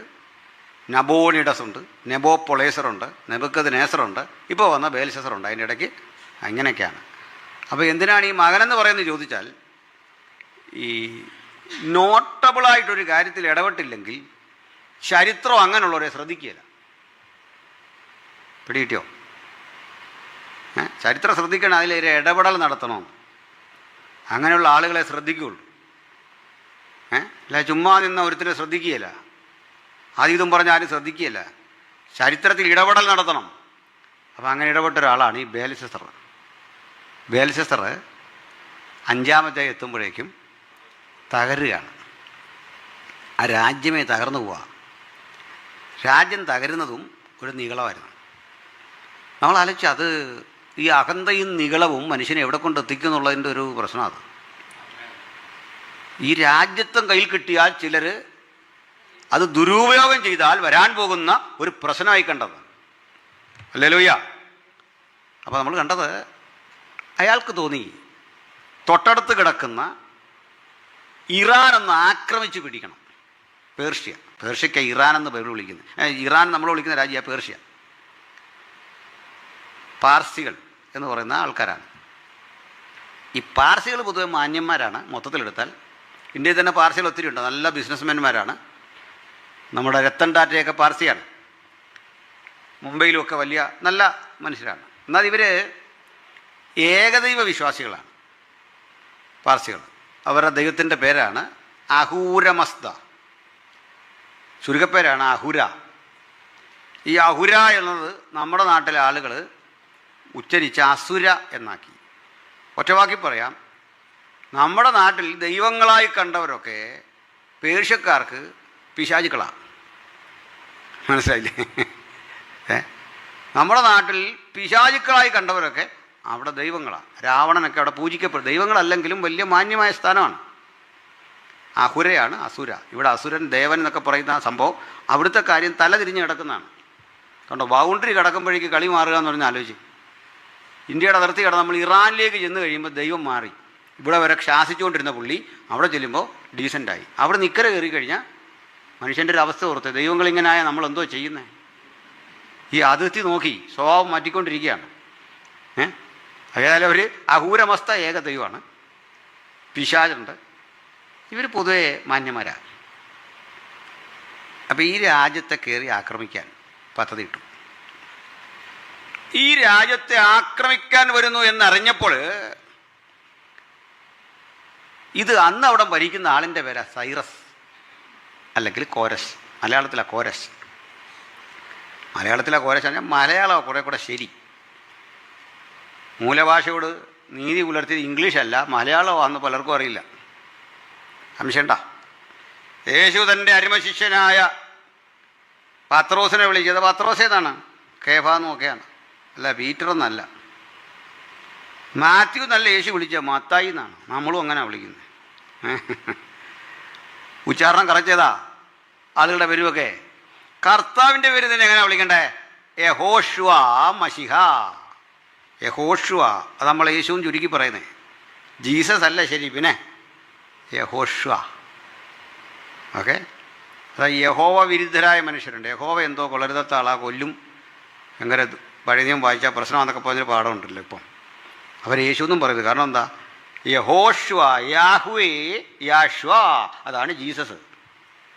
യാഹുവേ, യാഷ്വ, ജീസസ്, സോറി, യാഹുവേ സേവ്സ്, രക്ഷകനായ, രക്ഷിക്കുന്നവനായ ദൈവം, അതാണ് യഹോഷുവ. ആ യഹോഷുവയുടെ ഉച്ചാരണം ഏതാണ്ട് ശരിയാക്കി പറയുന്ന മലയാളികളായ നമ്മളാ. യേശു ഇത് സായിപ്പിന് പിടിയിട്ടില്ല. സായിപ്പിന് വഴങ്ങാത്ത കുറേ അക്ഷരങ്ങളൊക്കെ ഉണ്ട്. അവനിട്ട പേരാ ജീസസ് എന്നാണ്. നമ്മൾ ഈ നല്ല ദൈവരൂപമൊക്കെ വരുമ്പോൾ യേശു എന്നുള്ള വിട്ടേച്ച് ഓ ജീസസ് എന്നാക്കും. ശരിയല്ലേ? യേശു എന്ന് പറഞ്ഞാൽ എൻ്റെ ഡിമാൻഡ് കുറഞ്ഞമല്ല. പൗലോസാ ശരി, പത്രോസാ ശരി, മത്തായിയാ ശരി, ദാവീദെന്നാ ശരി, ഡേവിഡല്ല. തെറ്റാന്നല്ല, മൂലഭാഷയോട് തൊട്ട് നിൽക്കുന്നത്. കാരണം എന്താ? സായിപ്പ് 1500-കളിലാണ് ഈ കിതാബൊക്കെ കാണാൻ തുടങ്ങിയേ. മനസ്സിലായോ? 500 കൊല്ലേ ഉള്ളൂ. മലയാളി കാണാൻ തുടങ്ങി എന്നാന്നറിയണ്ടേ? ചരിത്രം പഠിക്കണം. ഓർത്തപ്പോൾ പറഞ്ഞ 2-ാം നൂറ്റാണ്ടിൽ ഇന്ത്യയിലേക്ക് ഈജിപ്തിൽ നിന്ന് ഒരു സഞ്ചാരി വന്നു. യൂസേബിയസ് എഴുതുക, ചരിത്രകാരൻ എഴുതുക. ആ സഞ്ചാരി, അദ്ദേഹത്തിൻ്റെ പേര് പാൻറ്റിനസ് എന്നായിരുന്നു. മലയാളത്തിൽ വേണേൽ പന്തിനാസ് എന്ന് പറയാം. പന്തിനാസ് വരുമ്പോൾ അദ്ദേഹത്തിൻ്റെ കയ്യിലൊരു കോപ്റ്റിക് ബൈബിളുണ്ട്, ഈജിപ്ഷ്യൻ ബൈബിൾ.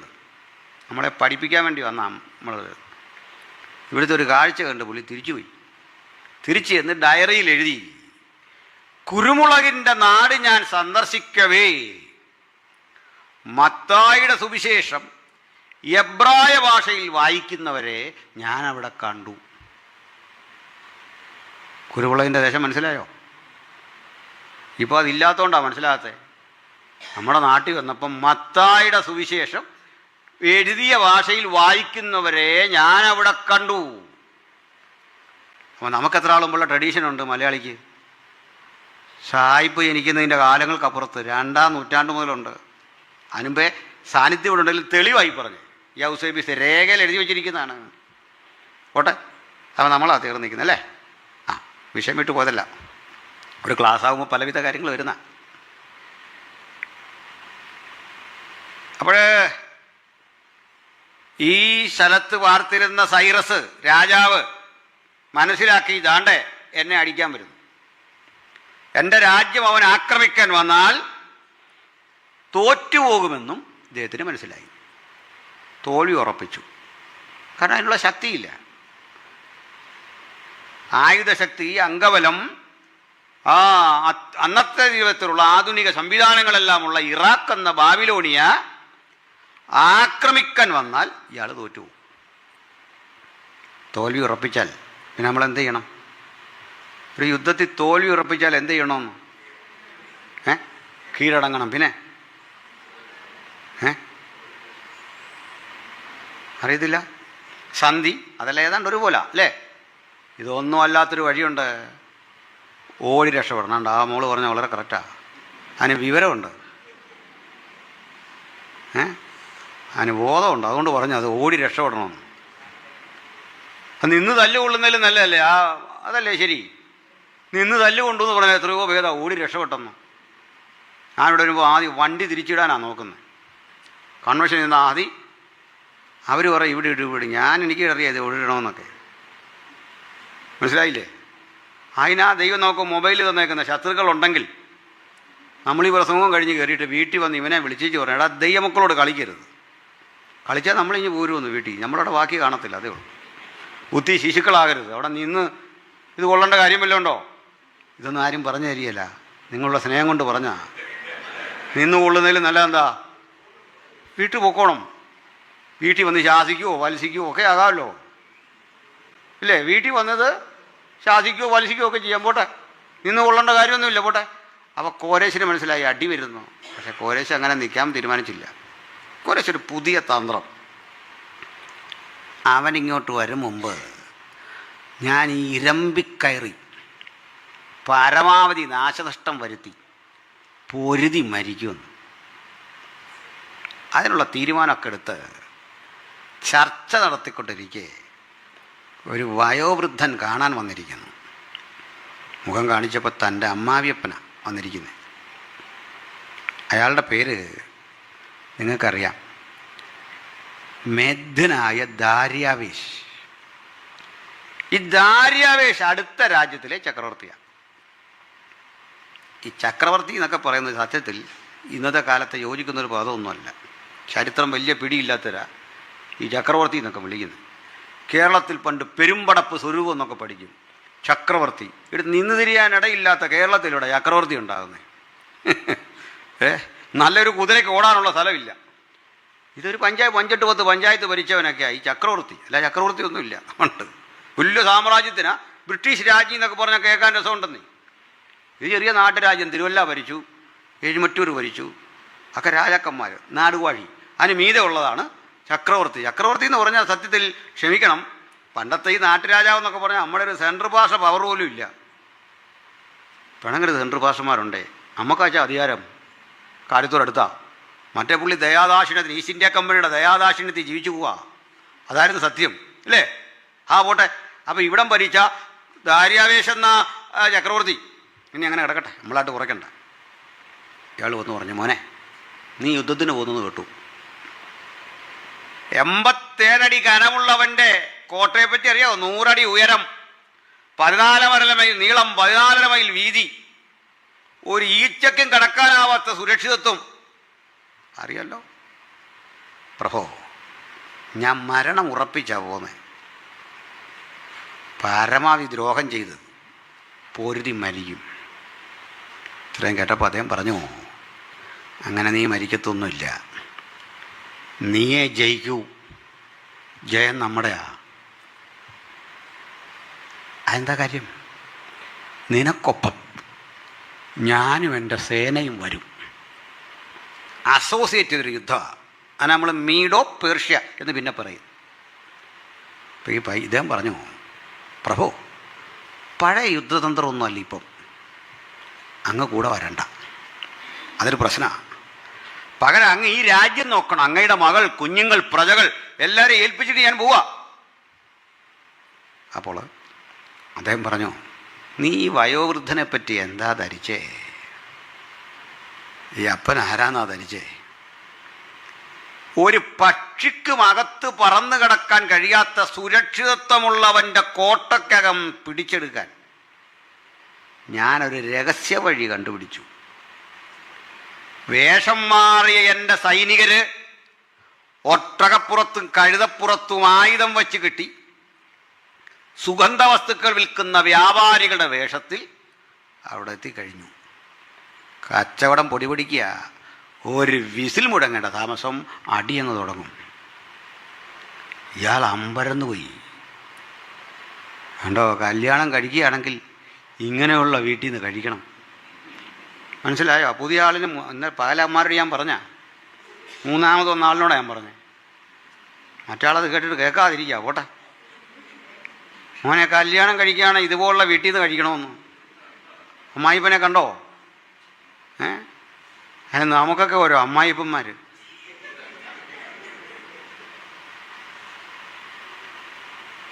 ഈ അളിയൻ എന്നൊരു മലയാള പദമുണ്ട് അല്ലേ? ഞാൻ ചിലപ്പോഴൊക്കെ കണ്ട് ഏത് കേരളപാണി ആ പദം കണ്ടുപിടിച്ചത്. പോട്ടെ, സഹോദരന്മാർക്ക് ഇപ്പോഴൊരു സന്തോഷമായതല്ലേ? പറയട്ടെ, അങ്ങോട്ട് വരട്ടെ. അപ്പോൾ ആലോചിച്ച് നോക്ക്, ഈ മനുഷ്യൻ അമ്മായിയപ്പനും മരുമോനും തമ്മിലൊരു ടൈയപ്പ്. അപ്പനെക്കുറിച്ചോർത്ത് അമ്പരന്നു. ബുദ്ധി എന്താ സംഭവം എന്നറിയണ്ടേ?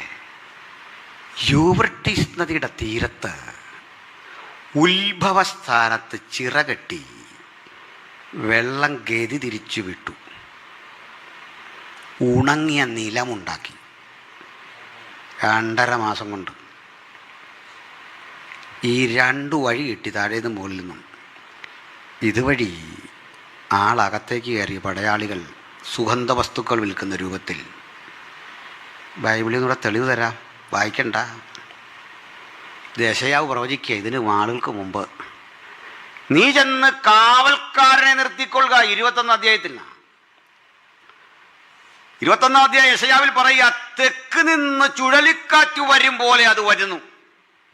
മരുഭൂമിയെ കുറിച്ചുള്ള പ്രവാചകം, തെക്ക് നിന്ന് ചുഴലിക്കാറ്റ് വരും പോലെ അത് വരുന്നു. അങ്ങനെ വരുമ്പോൾ നീ ചെന്ന് കാവൽക്കാരനെ നിർത്തണം. ഈരണ്ടീരണ്ടായി വരുന്ന ഒട്ടകപ്പടയെ, കുതിരപ്പടയെ, കഴുതപ്പടയെ കാണുമ്പോൾ അതീവ ജാഗ്രതയോടെ ശ്രദ്ധിക്കണം. ചുരുക്കി പറഞ്ഞാൽ, ഈ ബേൽശസ്സർ തൻ്റെ മഹത്തുക്കളിൽ 1000 പേർക്കൊരു വിരുന്നൊരുക്കിയ രാത്രിയിൽ ഇവരുടെ സേന ഇങ്ങനെ വന്നു. കോരശിൻ്റെ സേന നേരെയും ചെന്നു, 3ഇടത്തും വളഞ്ഞു. അന്നാണ് ബോധമില്ലാതെ മദ്യപിച്ച് മതോന്മത്തനായി രാജാവ് അടിച്ചു കോൺ തെറ്റി കിടക്കുന്നത്. അന്നേ 100 കതകും ദേഹം ചെല്ലുമ്പോൾ തുറന്നു കിടക്കുന്നു. 100 കതക് നോക്കണം. ഒരിക്കലും തുറക്കാത്ത പ്രധാന കവാടമടക്കം തുറന്നു കിടക്കുന്നു. മന്ത്രി പറഞ്ഞ അകത്തോട്ട് പോലേ, നമ്മളെ അകത്ത് കയറ്റി പൂട്ടും. അദ്ദേഹം പറഞ്ഞതേ, ജയമുറപ്പിച്ചു വന്നല്ല ഞാൻ, പൊരുതി മരിക്കണം. ധൈര്യമുള്ളവർക്ക് വരാം. അങ്ങോട്ട് കടക്കാൻ തുടങ്ങുമ്പോൾ അവിടെ നിൽക്കുന്ന കുറേ യഹൂദ റബിമാർ അദ്ദേഹത്തോട് പറഞ്ഞു, അങ്ങേ ഇവിടെ അയച്ചത് ദൈവമാണ്.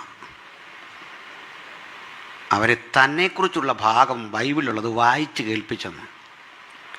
നീ ഒരു ദിവസം ഇതുവഴി വരുമെന്നും അകപ്പെട്ടുപോയ ഞങ്ങളെ രക്ഷിച്ച് സ്വസ്ഥാനത്തെത്തിക്കുമെന്നും നീ ജനിക്കും മുമ്പ് നിന്നെക്കുറിച്ച് എഴുതി വച്ച ഒരു ഗ്രന്ഥച്ചുരുള് കയ്യിലുണ്ട്, കേട്ടോളാൻ പറഞ്ഞു. വായിച്ചോ അതൊന്നും. യെശയ്യാ 45:1 മുതൽ വായിക്കാം. ആ ആ ആ ആ യഹോവ തൻ്റെ അഭിഷിക്തനായ കോരേശ് എന്ന് പേർ വിളിക്കുമ്പോൾ, കോരേശ് ജനിച്ചിട്ടില്ല. 120ഓളം കൊല്ലം മുമ്പ് യെശയ്യാ സൈറസ് എന്ന് പേർ വിളിക്കുമ്പോൾ കോരേശ് ജനിച്ചിട്ടില്ല. ബൈബിളിലെ ദൈവം നമ്മൾ ജനിക്കും മുമ്പ് നമ്മുടെ ഡീറ്റെയിൽ എല്ലാം എടുത്തു വച്ചിരിക്കുകയാണ്. ഇതുപോലെ ഒരു ഗ്രന്ഥവും ലോകത്ത് ഒരുത്തരും കാണിക്കാനാവില്ല എന്നുള്ളതാണ് ഈ പുസ്തകത്തിൻ്റെ ശ്രേഷ്ഠത. രാജ്യം ഭരിക്കാനിരിക്കുന്നവൻ്റെ പേര് അഡ്വാൻസ് ആയിട്ട് വിളിച്ചിട്ട് അവൻ്റെ കുതിരപ്പടയുടെ സ്പന്ദനം തിരിച്ചറിഞ്ഞ് ഈ പുസ്തകം. ഇതുപോലെ അലക്സാണ്ടറെ കുറിച്ചൊക്കെ ഉണ്ട്. എന്നിട്ടേ യഹോവ തൻ്റെ അഭിഷിക്തനായ സൈറസിനോട് അരുളി ചെയ്യുന്നത്, നീ രാജാക്കന്മാരുടെ അരക്കച്ച അഴിക്കും, കതകുകൾ നിന്റെ മുമ്പാകെ തുറന്നിരിക്കേണ്ടതിനും വാതിലുകൾ അടയാതിരിക്കേണ്ടതിനും. കതക് മനസ്സിലായോ? അടുത്ത വാക്യം കൂടെ വായിച്ചു. ആ ആ ആ ആ കേൾക്ക്. ഞാൻ നിനക്ക് മുമ്പേ കടന്നു ചെല്ലും, താമ്രവാതിലുകളെ തകർക്കും, ഇരുമ്പോടാമ്പലുകളെ ഖന്നിച്ച് കളയും. താമ്രവാതിൽ മനസ്സിലായോ? ഇരുമ്പോടാമ്പല് മനസ്സിലായോ? ഇത് നിന്റെ മുമ്പിൽ ചെന്നിട്ട് ഞാൻ തകർക്കുന്നു. ഒരിക്കലും തുറക്കാൻ കഴിയാത്ത വിധം നിഗൂഢതകളിലൂടെ സങ്കല്പിച്ചു വച്ചിരിക്കുന്ന ഇത്തരം പൂട്ടുകൾ തകർത്ത്, ഇത്തരം സകല തടസ്സങ്ങളും തകർത്ത്, ഞാൻ നിനക്ക് മുമ്പായി ചെന്ന് കതകുകൾ നിന്റെ മുമ്പാകെ തുറന്നിരിക്കേണ്ടതിന്, വാതിലുകൾ അടയാതിരിക്കേണ്ടതിന് ഞാൻ നിന്റെ വലങ്കരം പിടിക്കും. ഹല്ലേലൂയ. അപ്പം ബൈബിളിലെ ദൈവം എല്ലാം മുൻകൂട്ടി ചെയ്തു വെച്ചിരിക്കുക. താഴെയുള്ള വാക്യമൊക്കെ വെച്ചിരിക്കാൻ നേരെ ഒത്തിരി വേണം. അതെന്താണെന്ന് അറിയണ്ടേ? ഞാൻ നിന്നെ പേർ ചൊല്ലി വിളിക്കുന്ന യഹോവ എന്ന് നീ അറിയേണ്ടതിന് ഞാൻ നിനക്ക് ഇരുട്ടിലെ നിക്ഷേപം, മറവിടങ്ങളിലെ ഗുപ്തനിധി എൻ്റെ മൃതനായ യാക്കോബ് നിമിത്തം തരും. അപ്പോൾ ദൈവം ഈ കോരശിനെ മുൻകൂട്ടി കണ്ടു. ഒത്തിരി നീട്ടണില്ല. അതിന് മുമ്പ് ഒരു പണി ചെയ്തു. പോസ്റ്റർ എഴുതി വെച്ചു, ഇന്ന് രാത്രി നിന്നെ തട്ടും. കണ്ടോ ദൈവത്തിൻ്റെ പരിപാടി കണ്ടോ? ചുവരെടുത്ത് കിടത്തി. അല്ലാതെ അങ്ങോട്ട് തിരിഞ്ഞ് നിൽക്കുന്നതിനെ പുറകിലൂടെ വന്ന് തല്ലിക്കൊന്നേച്ച് പോവില്ല. ഗുണ്ടാപ്പണിയൊന്നുമല്ല, മുൻകൂട്ടി ചെയ്യാനുള്ളതെല്ലാം ചെയ്തോണം, ഒരുങ്ങിക്കോണം, റെഡിയായിരുന്നു കൊള്ളണം. ഇത്രയും കരുത്തുറ്റ രാജാവിനെ ഭയപ്പെടുത്തിയത് ഈ വചനമാണ്. നിന്റെ രാജ്യത്വം നോക്കി നോക്കി നിന്നെ കുറവുള്ളവനായി കണ്ടിരിക്കുന്നു. ഹല്ലേലൂയ. അവൻ്റെ ഏപ്പാടി. ഇത് യെശയ്യാവ് എഴുതി 21. നോവ് കിട്ടിയുടെ സ്ത്രീയുടെ വേദന എന്ന വണ്ണം എൻ്റെ അരയിൽ വേദന നിറഞ്ഞിരിക്കുന്നു. ഞാൻ കാംക്ഷിച്ച സന്ധ്യാസമയം അവൻ എനിക്ക് വിറയലാക്കി തീർത്തു.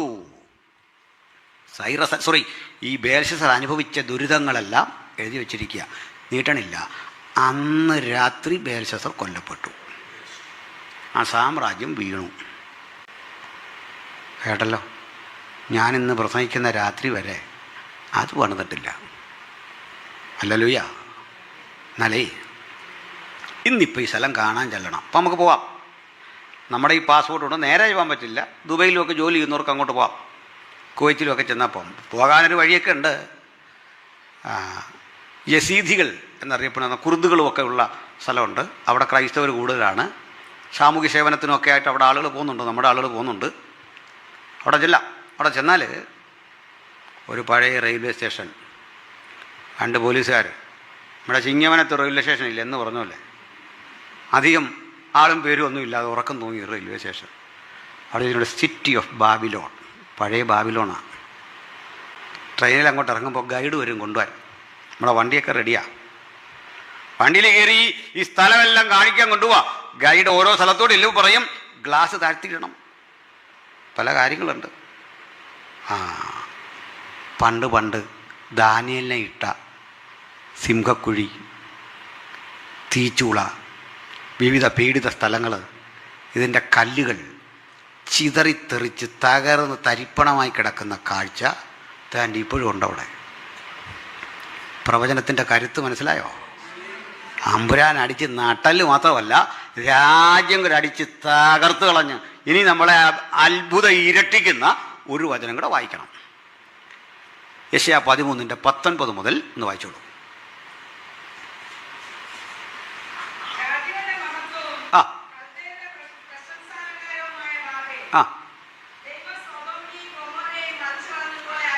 രാജ്യങ്ങളുടെ പ്രശംസയും കൽദയരുടെ പ്രശംസാലങ്കാരവുമായ ബാബേൽ, രാജ്യങ്ങളുടെ മഹത്വവും കൽദയരുടെ പ്രശംസാലങ്കാരവുമായ ബാബേൽ, ദൈവം നിന്നെ സോദോംഗമേറയെ മറിച്ചു കളഞ്ഞ പോലെ കളയും. അതിൽ കുടിപ്പാർപ്പുണ്ടാകില്ല ഇനി. പിന്നെ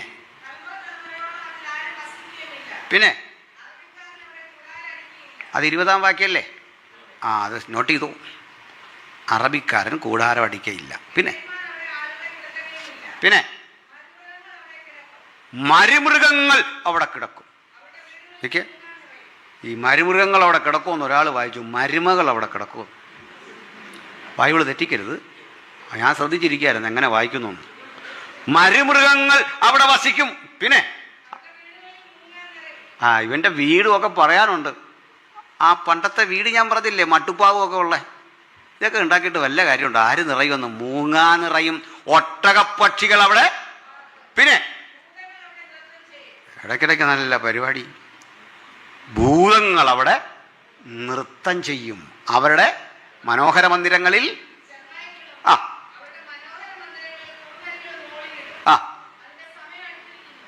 മതി ഇന്ന് എന്നാ ഇതെല്ലാം കാണാം. ഒരു സമയം കഴിയുമ്പോഴേക്ക് ഗൈഡ് പറയും, നിങ്ങൾ പെട്ടെന്ന് കയറണം, അവിടെ സൂക്ഷിക്കണം, ഇവിടെ സൂക്ഷിക്കണം എന്നൊക്കെ പറയാൻ കാരണം ഇവിടെ എല്ലാം കുറുകന്മാരാ, അവിടെ മുഴുവൻ ചെന്നായ്ക്കളാണ്.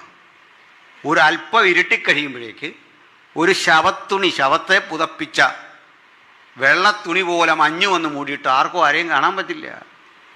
കൂമനകത്തിരുന്ന് മൂളുന്ന വല്ലാത്ത ശബ്ദം, ഭയജനകമായ അന്തരീക്ഷം. ഈ ഡിജിറ്റൽ യുഗത്തിൽ അവിടെ ചെന്നാൽ ഇപ്പോൾ നിങ്ങൾക്ക് കാണാം. ബൈബിൾ എന്താ പറഞ്ഞേ? ഭൂതങ്ങൾ അവിടെ നൃത്തം ചെയ്യും. അവരുടെ മനോഹര മന്ദിരങ്ങളിൽ കുറുനരികൾ ഓലിയിടും. അത് അറബിക്കാരൻ കൂടാരം അടിക്കില്ല, ഇടയന്മാർ ആടുകളെ കിടത്തുകയില്ല. ഭയം ജനിപ്പിക്കുന്ന സ്ഥലമായി ശൂന്യമായിട്ട് അവിടെ കിടക്കും. കേട്ടല്ലോ. അപ്പോൾ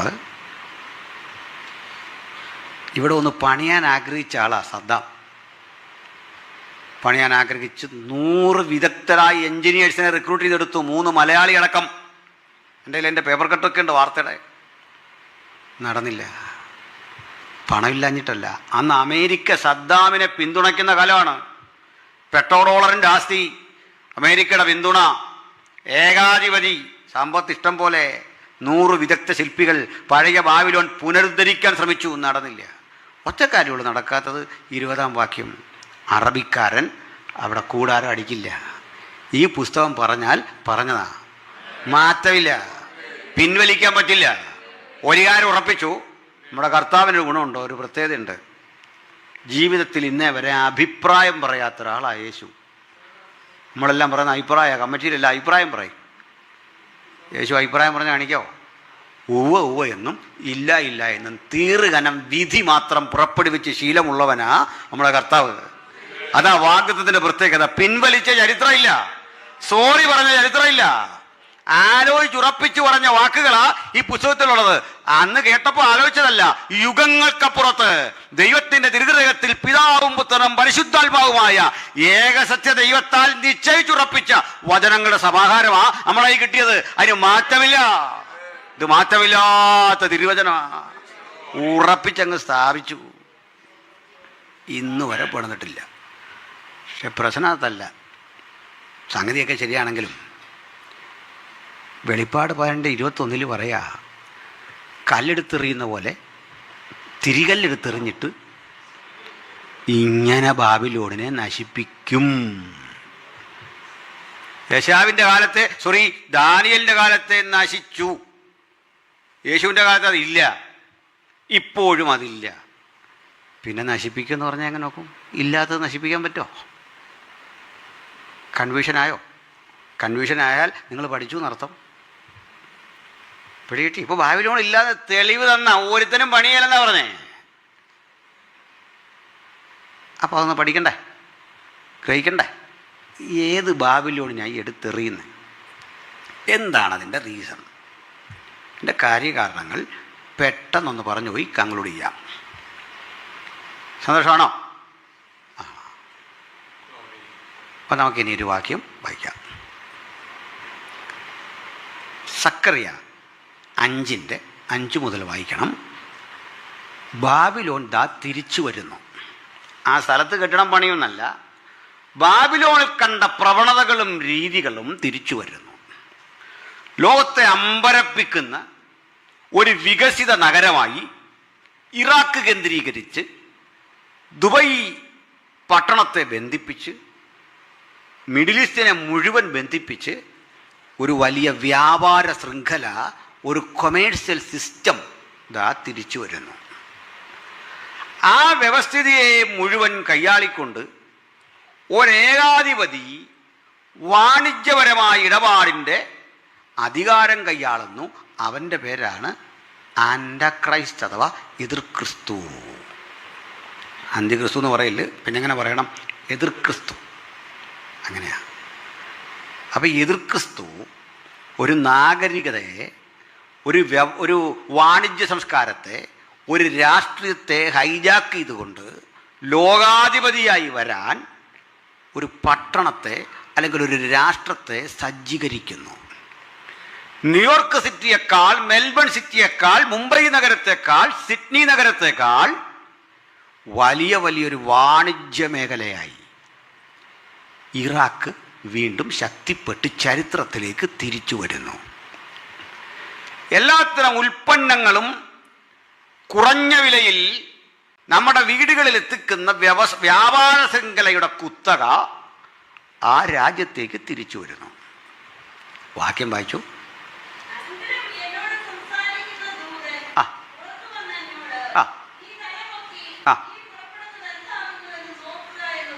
ഒരു ദൂതൻ സക്രിയാവോട് പറഞ്ഞു, പുറത്തേക്ക് വന്ന് ഈ പുറപ്പെടുന്നത് എന്താകുന്നു എന്ന് കാണുക, അല്ലെങ്കിൽ നോക്കുക.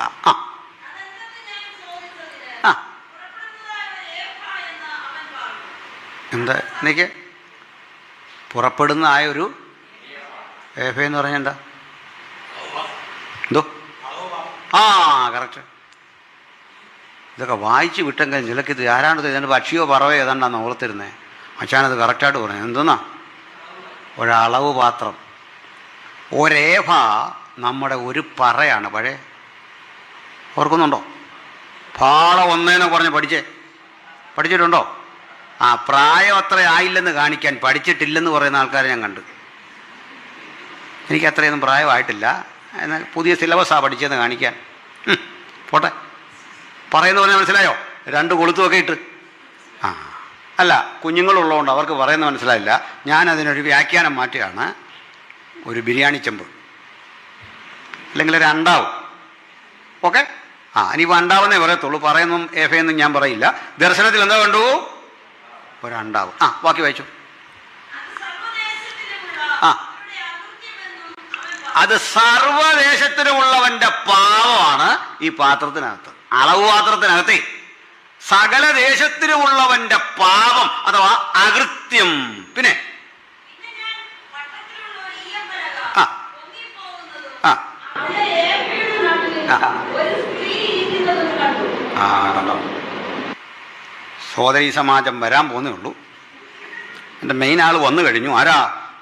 അളവ് പാത്രത്തിൽ കയറി ഒരാൻറ്റി ഇരിക്കുന്നു. സ്ത്രീ എന്നൊന്നും ഞാൻ വിളിക്കുകയില്ല, കാരണം കേസായി പോയി ഇപ്പോഴത്തെ കാലത്ത്. ഒരളവ് പാത്രം, ആ പാത്രത്തിനകത്ത് ഒരു സ്ത്രീ. ഒരു അളവ് പാത്രമാകുമ്പോൾ വേണേൽ നമുക്കിതിനെ ഇങ്ങനെ വ്യാഖ്യാനിക്കാം. നമ്മൾ ഒരു പാത്രം എണ്ണ എന്നൊക്കെ പറഞ്ഞല്ലോ, ഒരു പാത്രം ആൻറ്റി. അളവ് പാത്രത്തിലാണല്ലോ, അതുകൊണ്ടാ. ആ, ബാക്കി വെച്ച്. ആ, മാമ ആളാരാ? ദുഷ്ടത ഇരിക്കുന്ന പാത്രം ഏതാ? അകൃത്യം, പാപവും ദുഷ്ടതയും നിറഞ്ഞ ഒരു പാത്രം. പിന്നെ ആ, അവനവളെ ഏഭയുടെ അകത്താക്കി ഈയപ്പലക കൊണ്ട് അടച്ചു. ഈ ബിരിയാണി ചെമ്പങ്ങ് അടച്ചെന്ന്, പാത്രം അടച്ചു. ഈ സ്ത്രീ ഇതിനകത്താക്കി അടച്ചു. ആ, പിന്നെ ആ ഉണ്ടോ? ഇതാ ഞാൻ പറഞ്ഞ സഹോദരീ സമാജം കൂടുന്നതേ ഉള്ളൂ, തുടങ്ങിയതേ ഉള്ളൂ. 2 സ്ത്രീകൾ പുറത്തു വന്നു. അവര് ആ, അത് ഈ പരിഭാഷയുടെ കൺസ്ട്രക്ഷൻ തെറ്റിപ്പോയിട്ടുണ്ട്. അതിങ്ങനെ വേണം. അവർക്ക് പെരിഞ്ഞാറയുടെ ചിറക് പോലെ ചിറക്, ചിറകിൽ കാറ്റ്. അങ്ങനെയാ. അപ്പോൾ ചിറകുള്ള സ്ത്രീകൾ 2 പേർ ഇതിനെ പിടിച്ചു. എന്നിട്ട് എന്ത് ചെയ്തു? വായിച്ചു. ആ, ഇതൊക്കെ എന്തോ ദർശനമാണ്. 2 സ്ത്രീകൾ കൂടി ഒരു സ്ത്രീയെ പാത്രത്തിനകത്താക്കി അടച്ച് കൊളുത്തെ പിടിച്ച് പറന്നു പോവുക. നമ്മളൊക്കെ ഒരു ദർശനം കണ്ട ആൾക്കാരോട് പറഞ്ഞ അടിയാണ് പിന്നെ അവിടെ. ഇതൊക്കെ വെച്ച് എത്രയോ നല്ല ദർശനമാണ് നമ്മളീ കാണുന്നില്ലേ. ചെറിയ ദർശനങ്ങളൊക്കെ നമ്മൾ കാണുന്നുണ്ട്. ഇനി എന്താണെങ്കിലും പോട്ടെ, ഇതൊരു അമ്പരപ്പിക്കുന്ന സംഗതിയാണ്. കാരണം 2 സ്ത്രീകൾ കൂടി ഒരു സ്ത്രീയെ പാത്രത്തിനകത്താക്കി അടച്ച് റെഡിയാക്കി ഇവളെയും കൊണ്ട് പറന്നു പോകുന്നു. ദുഷ്ടതയാകുന്ന പാത്രത്തിൽ, ആ അകൃത്യമാകുന്ന പാത്രത്തിൽ ദുഷ്ടതയെ അടച്ച് അളന്നു തൂക്കി കച്ചവടത്തിന് പോവാ. ആണ് ഏഭയാ, വ്യാപാര ഏഭയാ, കൊമേഴ്ഷ്യൽ സെൻ്ററാ. ഇത് കച്ചവടത്തിനാ കൊണ്ടുപോകുന്നത്. അകൃത്യത്തെ വിൽക്കാൻ പോവാന്ന്, ദുഷ്ടത വിൽക്കാൻ പോവാണെന്ന്. ഒരൊറ്റ പോകേ. എവിടേക്കാ പോകുന്ന നോക്കിയേ. ആ ആ ആ, അപ്പം ദൂതൻ്റെ അരികിൽ ചോദിച്ചു, ദൂത ഇത് എവിടെ പോവാ? പിടി കിട്ടുന്നില്ലല്ലോ. ആ, വായി. ആ ആ ആ എവിടെ എവിടെ എവിടെ? ഇതിനാ ഇന്നലെ ഞാൻ ഷിനാർ എന്ന എംബോസിഷൻ എഴുതുന്ന പോലെ പറഞ്ഞ. എവിടാ ദുഷ്ടതയെ കൊണ്ട് വെക്കുന്നത്? ഷിനാർ ദേശത്തെ. അവൾക്കൊരു വീട്. ആ, ആർക്കാ? അകൃത്യത്തിനൊരു വീട്, ദുഷ്ടതയ്ക്കൊരു വീട് അളന്നു കൊടുക്കുന്നു. ഞാനൊരു 10-15 കൊല്ലം മുമ്പ് പ്രസംഗിച്ചൊക്കെ കിടപ്പുണ്ട് യൂട്യൂബിൽ. ദൈവമക്കളത് കണ്ടാൽ മനസ്സിലാകും. അന്ന് പറഞ്ഞതെല്ലാം ഇപ്പോൾ നടക്കുന്നുണ്ട്. എൻ്റെ വൈഫ് വഴിയൊരു പ്രസംഗം ഇടയ്ക്ക് കേട്ടിട്ട് പറഞ്ഞൊരു കാര്യമുണ്ട്. ഈ നമ്മളിന്ന് നടത്തുന്ന ഓൺലൈൻ വ്യാപാരത്തെപ്പറ്റി 15 കൊല്ലം മുമ്പ് പറഞ്ഞ കിടപ്പുണ്ട്. ഇതെന്തിനാണെന്നറിയണ്ടേ? ഇവിടം കേന്ദ്രീകരിച്ച് ലോകത്തിൻ്റെ എല്ലായിടത്തേക്കും വ്യാപാരം. എന്താ ഈ സ്ഥലത്തിൻ്റെ പ്രത്യേകത അറിയണ്ടേ? കരമാർഗവും കടൽ മാർഗവും ആകാശമാർഗവും ലോകത്തെ ബന്ധിപ്പിക്കുന്ന ഏറ്റവും ജിയോഗ്രഫിക്കലി നല്ല ലൊക്കേഷൻ്റെ പേരാ ഇറാഖ്. ഈ വ്യവസായ പ്രാധാന്യം കണ്ടുകൊണ്ടാണ് അമേരിക്കയൊക്കെ അവിടെ ചെന്ന് കണ്ണ് നട്ട് വച്ചിരിക്കുന്നത്, പിടിച്ചെടുത്ത് വച്ചിരിക്കുന്നത്. ഇറാഖിൻ്റെ കണ്ടുള്ള അറിയില്ല, അമേരിക്കയുടെ ഇല്ല. അപ്പോൾ നിങ്ങൾക്ക് തോന്നും അതൊക്കെ പോയിട്ട് എത്ര നാളായി അവരോടൊന്ന്. അവർ പോയി. പക്ഷേ ലോകത്തിൽ ഏറ്റവും വലിയ അമേരിക്കൻ കോൺസുലേറ്റ് എവിടെയെന്നറിയോ? ഇറാഖിലാണ്. ജീവനക്കാരുടെ എണ്ണം 35,000. എത്ര പഞ്ചായത്തിലെ ആളുണ്ടെന്ന് ഓർത്താൽ മതി. ഒരു മേഖല മുഴുവൻ പിടിച്ചേക്കുക. എന്താ കാര്യം? ഇവിടെ നാളെ ഒരു ട്രേഡ് സെൻറ്റർ ഉയരുമ്പോഴേ കച്ചവടം കൺട്രോളിൽ വരണം. പിടികിട്ടിയോ? അമേരിക്ക നടപ്പിലാക്കിയ ഏത് യുദ്ധത്തിലും ക്ഷണിക്കാതെ കൂടെ കൂട്ടുന്ന സ്വന്തം അമ്മയോ സഹോദരിയുടെ സ്ഥാനത്തുമൊക്കെ നിൽക്കുന്ന ആളാണ് UK അല്ലെ ബ്രിട്ടൻ. ബ്രിട്ടനും അമേരിക്കയും അതിങ്ങനെ കാൽ കീഴാക്കി വെച്ചിരിക്കുക കച്ചവടം നടത്താൻ. അവിടുന്ന് വിറ്റഴിക്കപ്പെടുന്ന ഉൽപ്പന്നം നമ്മുടെ വീട്ടിലെത്തണമെങ്കിൽ നല്ല എയർപോർട്ട് വേണം, നല്ല റോഡ് വേണം. എൻ്റെ പഴയ പ്രസംഗം നോക്കിയാൽ മനസ്സിലാവും. ഈ 6 വരിപ്പാതയൊക്കെ വരുന്നത് നടക്കില്ലെന്ന് പറഞ്ഞ് സമരം ചെയ്തുകൊണ്ടിരിക്കുന്ന കാലഘട്ടമാണ്. മനസ്സിലായി? ഇപ്പോൾ കണ്ട അതിവേഗത്തിൽ റോഡ് വെട്ടുക. ഇവിടെ ഇരുന്ന് വിളിക്കുമ്പോൾ സാധനം ഇവിടെ വരണം. ഒരു ഉദാഹരണം പറയാം. അന്ന് ഞാനൊരു 2010 ഒരു ജനുവരി മാസം 2-ാം തീയതി ഞാൻ 1-ാം തീയതിയോടത്ത് പ്രസംഗിച്ചിട്ട് തിരുവനന്തപുരത്ത് പ്രസംഗിച്ചിട്ട് വന്നിരിക്കുമ്പോൾ ഇത് കണ്ട ഒരാൾ വിളിച്ചു, ഒരു ദിവസം വിളിച്ചിട്ട് പറഞ്ഞു, ഇന്നത്തെ പത്രം നോക്കണം, മനോരമ. എൻ്റെ കാരണം പറയാം. ഈ 6 വരിപ്പാത പറ്റില്ല എന്ന് പറഞ്ഞ സമയത്ത് ഞാൻ പറഞ്ഞു വരും. അങ്ങ് കന്യാകുമാരിയിൽ നിന്ന് വെട്ടി നമ്മൾ കൊണ്ട് കണ്ണൂർ കാസർഗോഡ് എത്തിച്ചാൽ മതി. ബാക്കി കർണാടകക്കാർക്ക് വലിയ തർക്കമില്ല. അവർ വെട്ടി അപ്പുറത്ത് കയറ്റും. മഹാരാഷ്ട്രയിൽ ചെന്നു, അവിടെ നിന്ന് ഗുജറാത്ത് കടന്നു, അപ്പുറത്ത് പഞ്ചാബ് കടന്നു, കാശ്മീരിലെത്തി. അപ്പോൾ അവിടെ വരെ എത്തി. അത് നാഷണൽ ഹൈവേ എന്നേ പറയാൻ പറ്റും. ഇൻ്റർനാഷണൽ ആകണേ അപ്പുറത്ത് കയറണം, വേണ്ടേ? അപ്പോൾ ഞാൻ പറഞ്ഞു അങ്ങനെ റോഡ് വരും. ആ റോഡേ നിങ്ങൾ മനസ്സുകൊണ്ട് നേരെ അങ്ങ് മിഡിൽ ഈസ്റ്റിലേക്കൊന്ന് വെട്ടിക്കേ. ആ പോകുന്ന പോക്കിൽ ഏറ്റവും ഡെവലപ്പാകാൻ പോകുന്ന സ്ഥലമാണ് ഇറാഖ്, ഉസ്ബെക്കിസ്ഥാൻ, താജിക്കിസ്ഥാൻ, ഒമാൻ. ഈ സ്ഥലങ്ങളിലൂടെ കടന്ന് റോഡങ്ങ് പോവാ. ഏഷ്യയെ മുഴുവൻ ബന്ധിപ്പിക്കുന്ന കോറിഡോർ, അതിവേഗ കോറിഡോർ. നമ്മളൊരു ഉൽപ്പന്നത്തിന് ആവശ്യപ്പെട്ടാൽ 2-3 ദിവസം കൊണ്ട് നാട്ടിലെത്തണമെന്ന് ഇവിടെ വരെ. അവിടെ ഉണ്ടാക്കാൻ പോകുന്ന ഉൽപ്പന്നങ്ങളെ വീട്ടിലെത്തണം. ഇത് 2010 ഇങ്ങനെയൊക്കെ റോഡ് വരുമെന്ന് ഞാൻ പ്രസംഗിച്ചു. ഒരു സാധ്യതയില്ല. പക്ഷേ ആ 2-ാം തീയതിയിലെ മനോരമയിൽ ഒരു വാർത്ത എന്നോട് പറഞ്ഞു, ആ വാർത്ത വായിക്കാൻ പറഞ്ഞു. ഫ്രണ്ട് പേജിലെ വാർത്ത അതിനാ സമയമൊക്കെ പറഞ്ഞേ. ഈ ചൈന, ഇന്ത്യയുടെയും ചൈനയുടെയൊക്കെ അതിർത്തിയിൽ ബുൾഡോസറും ഒക്കെ ഇറക്കി റോഡ് വെട്ടുക. ഈ പണി കണ്ട് നമ്മൾ ഉണർന്നു, ജാഗ്രതപ്പെട്ടു. അന്ന് ആൻ്റണി സാറാണ് നമ്മുടെ പ്രതിരോധ മന്ത്രി. അത് ഒരു ഫോണൊക്കെ എടുത്ത് കറക്കി അവിടുത്തെ മന്ത്രിയെ വിളിച്ചിട്ട് പറഞ്ഞു, ഇത് ക്രൂരവും പൈശാചിയുമായിപ്പോയി നടത്തി.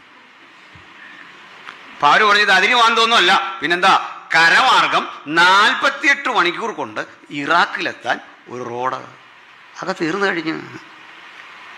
എന്തിനാ? ഇവിടെ ഇരുന്ന് ആവശ്യപ്പെടുമ്പോൾ സാധനം ഇവിടെ കിട്ടണം. ഇതിനെ മുഴുവൻ കൺട്രോൾ ചെയ്യാൻ പോകുന്നത് ഒരു ഡിജിറ്റൽ യുഗത്തിൻ്റെ പരമകാഷ്ഠയിലേക്ക് എത്തുമ്പോൾ ഇത് മുഴുവൻ ഒരു മാന്ത്രിക സംഖ്യയിലൂടെ കൊടുക്കവാങ്ങൽ മുഴുവൻ നിയന്ത്രിക്കുന്ന ഒരു വ്യാപാര ശൃംഖല ശക്തിപ്പെടും. എന്തെല്ലാം വിച്ചരിക്കുമെന്ന് അറിയണോ? 18:10 മുതൽ വായിച്ചേ. വെളിപ്പാട് പുസ്തകം 18:10.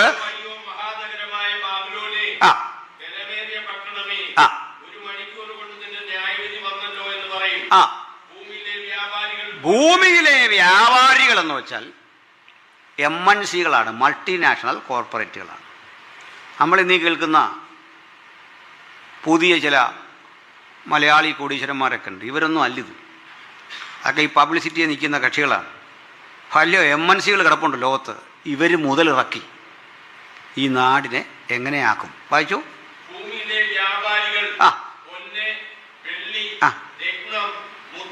നിർത്ത്. പൊന്ന, വെള്ളി, രത്നം, മുത്ത് ഇവയെ ചേർത്തൊരു പേര് പറയാം, ജുവൽസ്. ഏറ്റവും നല്ല ജുവലറികൾ, അത്ര ഉൽപ്പന്നങ്ങൾ അവിടെ വിറ്റഴിക്കും. പ്രാദേശിക കടകൾ പൂട്ടിക്കെട്ടും. ഞാൻ പിന്നെ പറയാം, അടുത്ത വായിച്ച്.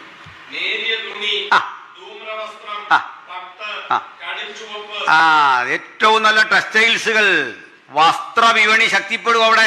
പിന്നെ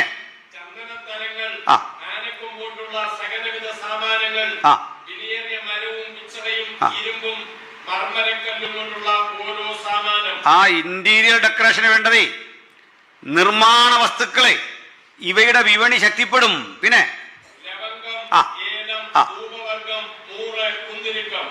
സ്പൈസസ് ആൻഡ് പെർഫ്യൂം ഐറ്റംസ് അത് വിൽക്കപ്പെടും. പിന്നെ മദ്യം, വിലപിടിപ്പുള്ള മദ്യം, എണ്ണ, ഇന്ധനം, പിന്നെ വ്യത്യസ്ത തരത്തിൽ ഏറ്റവും അത്യാധുനിക രീതിയിൽ രൂപപ്പെടുത്തുന്ന ഭക്ഷണം. എന്ന് വെച്ചാൽ ഈ കൃഷിയെക്കുറിച്ചൊക്കെ ഉള്ള പഴയ സങ്കല്പം മുഴുവൻ പോയി. ആരൊക്കെ ഒത്താൽ ഹൈടെക് കൃഷിയില്ലെങ്കിൽ നമുക്ക് സുഭിക്ഷമായിട്ട് ഭക്ഷണം കഴിക്കാൻ പറ്റില്ല. പഴയ പോലെ മുറ്റത്ത് നിന്ന് കിളച്ച് കുറേ നെല്ലെല്ലായിട്ട് നമ്മൾ കുറേ കണ്ടോ, പഴയ രീതിയൊക്കെ പോയി. പഴയ രീതി പോയോണ്ടാണ് കോവിഡ് കാലത്തും കഴിക്കാൻ പറ്റിയേ. എന്താ കാര്യം? ഈ വാൾമാർട്ട് പോലുള്ള കമ്പനികൾ ഈ രംഗത്ത് നടത്തിയ വലിയ കുതിച്ചുചാട്ടമുണ്ട്. അത്യുൽപാദന ശേഷിയുള്ള നൂതനങ്ങളായ വിത്തുകൾ ഇതൊക്കെ തന്നുകൊണ്ട് ഇത്തരം വിപണി വരുമ്പോൾ പരമ്പരാഗത ജീവിത സങ്കല്പങ്ങൾ വേണ്ടാതെ വരും മനുഷ്യന്. അപ്പോൾ മനുഷ്യനെ ഇത്തരം ചിന്തകളുടെ അഡിക്റ്റാക്കി മാറ്റുന്ന, അതിനെ അടിമയാക്കി മാറ്റുന്ന വിധത്തിലേക്ക് കാര്യങ്ങൾ എത്തും. പിന്നെ മാംസവിപണി, മാംസവിപണി മാത്രമല്ല പാലുൽപ്പന്നങ്ങളുടെ വിപണി ഇതെല്ലാം ശക്തിപ്പെടും. പിന്നെ രഥം, വാഹന വിപണി, പിന്നെ മനുഷ്യൻ്റെ പ്രാണനും മനുഷ്യൻ്റെ ശരീരവും വിൽപ്പനയ്ക്ക് വെക്കും. അത് വിശരിക്കാൻ നേരമുണ്ടേ പറയാം. ഇങ്ങനെ കൊടുമ്പിരിക്കൊണ്ടിരിക്കുന്ന ഒരു വ്യാപാര ശൃംഖല, ഒരു മാർക്കറ്റ്, വിപുലമായൊരു മാർക്കറ്റ്. അതിനായി നഗരങ്ങളെല്ലാം തൊട്ടുകിടക്കുന്ന ദുബൈയെക്കുറിച്ച് നമുക്കറിയാം, ഇൻഫർമേഷൻ സിറ്റിയാണ്. അവരുടെ സഹായമില്ലെങ്കിൽ പ്രയാസമാണ്. നമ്മുടെ നാടൊക്കെ ആ ഒരു നിലയിലേക്ക് ചിന്തിച്ചു തുടങ്ങി. അത് കാലത്തിന് വന്നൊരു മാറ്റമാണ്. ലോകം അറിയാതെ ഒരുങ്ങുന്നു ഒരു എതിർക്രിസ്തുവിനെ സ്വീകരിക്കാൻ. യഹൂദൻ കാത്തിരിക്കുന്നു അവരുടെ വാഗ്ദത്ത മശിക വരാൻ. നമ്മൾ കാത്തിരിക്കുന്നു നമ്മുടെ കർത്താവ് വരാൻ, നമ്മുടെ മണവാളൻ വരാൻ. ഈ മൂന്നര ഒരുക്കം ലോകത്ത് നടക്കുക. യഹൂദൻ അവരുടെ മശിക വരാൻ കാത്തിരിക്കുക. ലോകം എതിർക്രിസ്തു എന്നറിയപ്പെടുന്ന ഒരു ഏക ഛത്രാധിപതി വരാൻ കാത്തിരിക്കുക. അവൻ പറയുന്നില്ലെന്നേ ഉള്ളൂ, അറിയില്ലെന്നേ ഉള്ളൂ. ഇതിനാ കാത്തിരിക്കുന്നത്. തൻ്റെ കാന്തയും തന്നെത്താൻ ഒരുക്കി. ഇങ്ങനെ വരുമ്പോൾ നമ്മുടെ കർത്താവ് പണ്ട് യെരുസലേമിലേക്ക് വന്നു. യെരുസലേമിലേക്ക് വരുമ്പോൾ യെരുസലേം അവനെ കല്ലെറിയാൻ തയ്യാറായി. കല്ലെറിയാൻ തുനിഞ്ഞവൻ അവരെ നോക്കി നടത്തുന്ന പ്രവചനമാ ഇന്നലെ ആദ്യം വായിച്ചത്. യെരുസലേമേ, യെരുസലേമേ, പ്രവാചകന്മാരെ കല്ലെറിയുകയും നിന്റെ അടുക്കൽ വരുന്നവരെ കോഴി തൻ്റെ കുഞ്ഞുങ്ങളെ ചിറകടിയിൽ കാത്തു സൂക്ഷിക്കും പോലെ നിങ്ങളെ ചേർത്തുകൊള്ളുവാൻ എനിക്ക് എത്ര വട്ടം മനസ്സായിരുന്നു. പക്ഷെ നിനക്ക് മനസ്സ് വന്നില്ല. നിന്റെ ഭാവന ശൂന്യമാകും. ഞാനിപ്പോൾ പോവാ, പക്ഷെ ഒരു ദിവസം വരും. എവിടാന്നറിയണ്ടേ? ഇന്ന് കല്ലെറിഞ്ഞൊടിക്കാൻ കാത്തിരിക്കുന്ന നീ ഒരു ദിവസം എന്നെ കണ്ടിട്ട് പറയും, യഹോവയുടെ നാമത്തിൽ വരുന്നവൻ വാഴ്ത്തപ്പെട്ടവൻ എന്ന് നീ പറയോളം നിങ്ങൾ എന്നെ കാണില്ല. യേശു വന്നു പോയതാ. നമ്മൾ ഇന്ന് ചർച്ച ചെയ്യുന്ന രാത്രി വരെ ഈ സംഭവം നടന്നിട്ടില്ല. പക്ഷെ പറഞ്ഞത് യേശുവെങ്കിൽ നടക്കുമെന്ന് ഉറപ്പാണെന്നേ. ഹല്ലേലൂയാ. പറഞ്ഞത് യേശുവെങ്കിൽ അത് നടക്കുമെന്നുള്ള ഉറപ്പില്ല നമ്മൾ ഇന്നിവിടെ വന്നിരിക്കുന്നത്. ആ ബലമാണ് നമ്മുടെ ബലം. തമ്പുരാന്റെ വാഗ്ദത്തങ്ങളുടെ ഉറപ്പില ഭക്തന്റെ നിലനിൽപ്പ്. ഇത് വരും. യേശു പ്രവചിച്ച് ഒരു 40 കൊല്ലം പിന്നിട്ടു. 40-41 ഏകദേശം. രാജ്യം ഭരിക്കുന്ന റോമാ കൈസറുടെ സേനാനായകൻ ടൈറ്റസ് കൈസർ ഇവിടേക്ക് വന്നു. ടൈറ്റസ് ഒലിവുമലയിൽ ഇരുന്നു കൊണ്ട് യെരൂശലേമിനെ കണ്ടു. ഒലിവുമല എന്ന് പറയുന്നത് യെരൂശലേമിൻ്റെ അതിർത്തിയാണ്. ഒലിവുമലയും യെരൂശലേമിനെയും തമ്മിൽ വേർതിരിക്കുന്നത് ഹിദ്രോൻ തോടാണ്. ഈ ഒലിവുമലയിൽ നിന്നുകൊണ്ട് പടിഞ്ഞാറോടേക്ക് നോക്കിയാൽ യെരൂശലേം അതിൻ്റെ താഴെ കാണാം. 5 മലകൾ മുട്ടിയുരുമി കിടക്കുന്ന ഒരു പട്ടണം. ഒലിവുമലയ്ക്ക് ഉയരം കൂടുതൽ. ഒലിവുമലയുടെ കിഴക്കേ ചരിവില നമ്മുടെ ലാസർ പാർത്ത ബഥാന്യ. ഒലിവുമലയുടെ പടിഞ്ഞാറെ ചരിവിൽ, അതായത് യെരൂശലേമിനോട് മുട്ടിക്കിടക്കുന്ന ഭാഗത്താണ് കർത്താവ് പ്രാർത്ഥിച്ച ഗെത്സമന. ഇതേകൂടെ അന്ന് ക്യാമ്പ് സജ്ജീകരിച്ച് യഹൂദന്മാരെ വളഞ്ഞ് പുറത്തിറക്കാനാവാതെ ഉപരോധിച്ച് ഈ ദേവാലയം പിടിച്ചെടുക്കാൻ ശ്രമം നടത്തി. ചെറുത്ത് നിന്ന യഹൂദന്മാർ ദീർഘനാളുകൾ നിന്നപ്പോഴേക്കും ഭക്ഷണം തീർന്നു. പൊരുതാൻ വീര്യം നഷ്ടപ്പെട്ടു. ആഹാരം മുഴുവൻ തീർന്നിട്ട് ആളുകൾ വല്ലാത്ത അവസ്ഥയിലെത്തി. നിലത്ത് വിടരുന്ന പുല്ല് പറിച്ചു തിന്ന് കഴിയേണ്ടി വന്നു. അതും തീർന്നപ്പോൾ സ്വന്തം ചെരുപ്പ് കടിച്ചു പറിച്ച് തിന്നേണ്ടി വന്നു.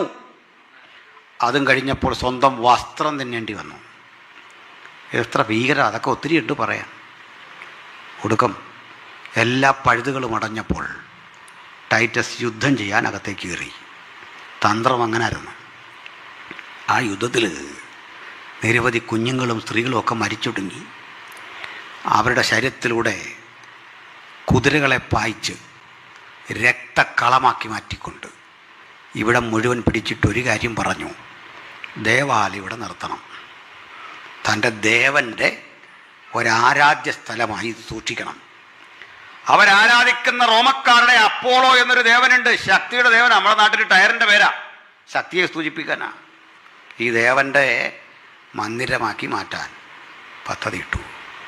പക്ഷെ അകത്ത് കിടന്ന സൈനികരിൽ ഒരാൾ ദേവാലയത്തിൻ്റെ ഭംഗിയും മനോഹാരിതയും കണ്ട് അതിനെ കൂടുതൽ മനസ്സിലാക്കാൻ കത്തിച്ചു പിടിച്ച പന്തം ജ്വലിച്ചു വഴുതി വീണ് തിരശീലക്ക് തീ പിടിച്ച് യെരൂശലേം ആഞ്ഞ് കത്തി.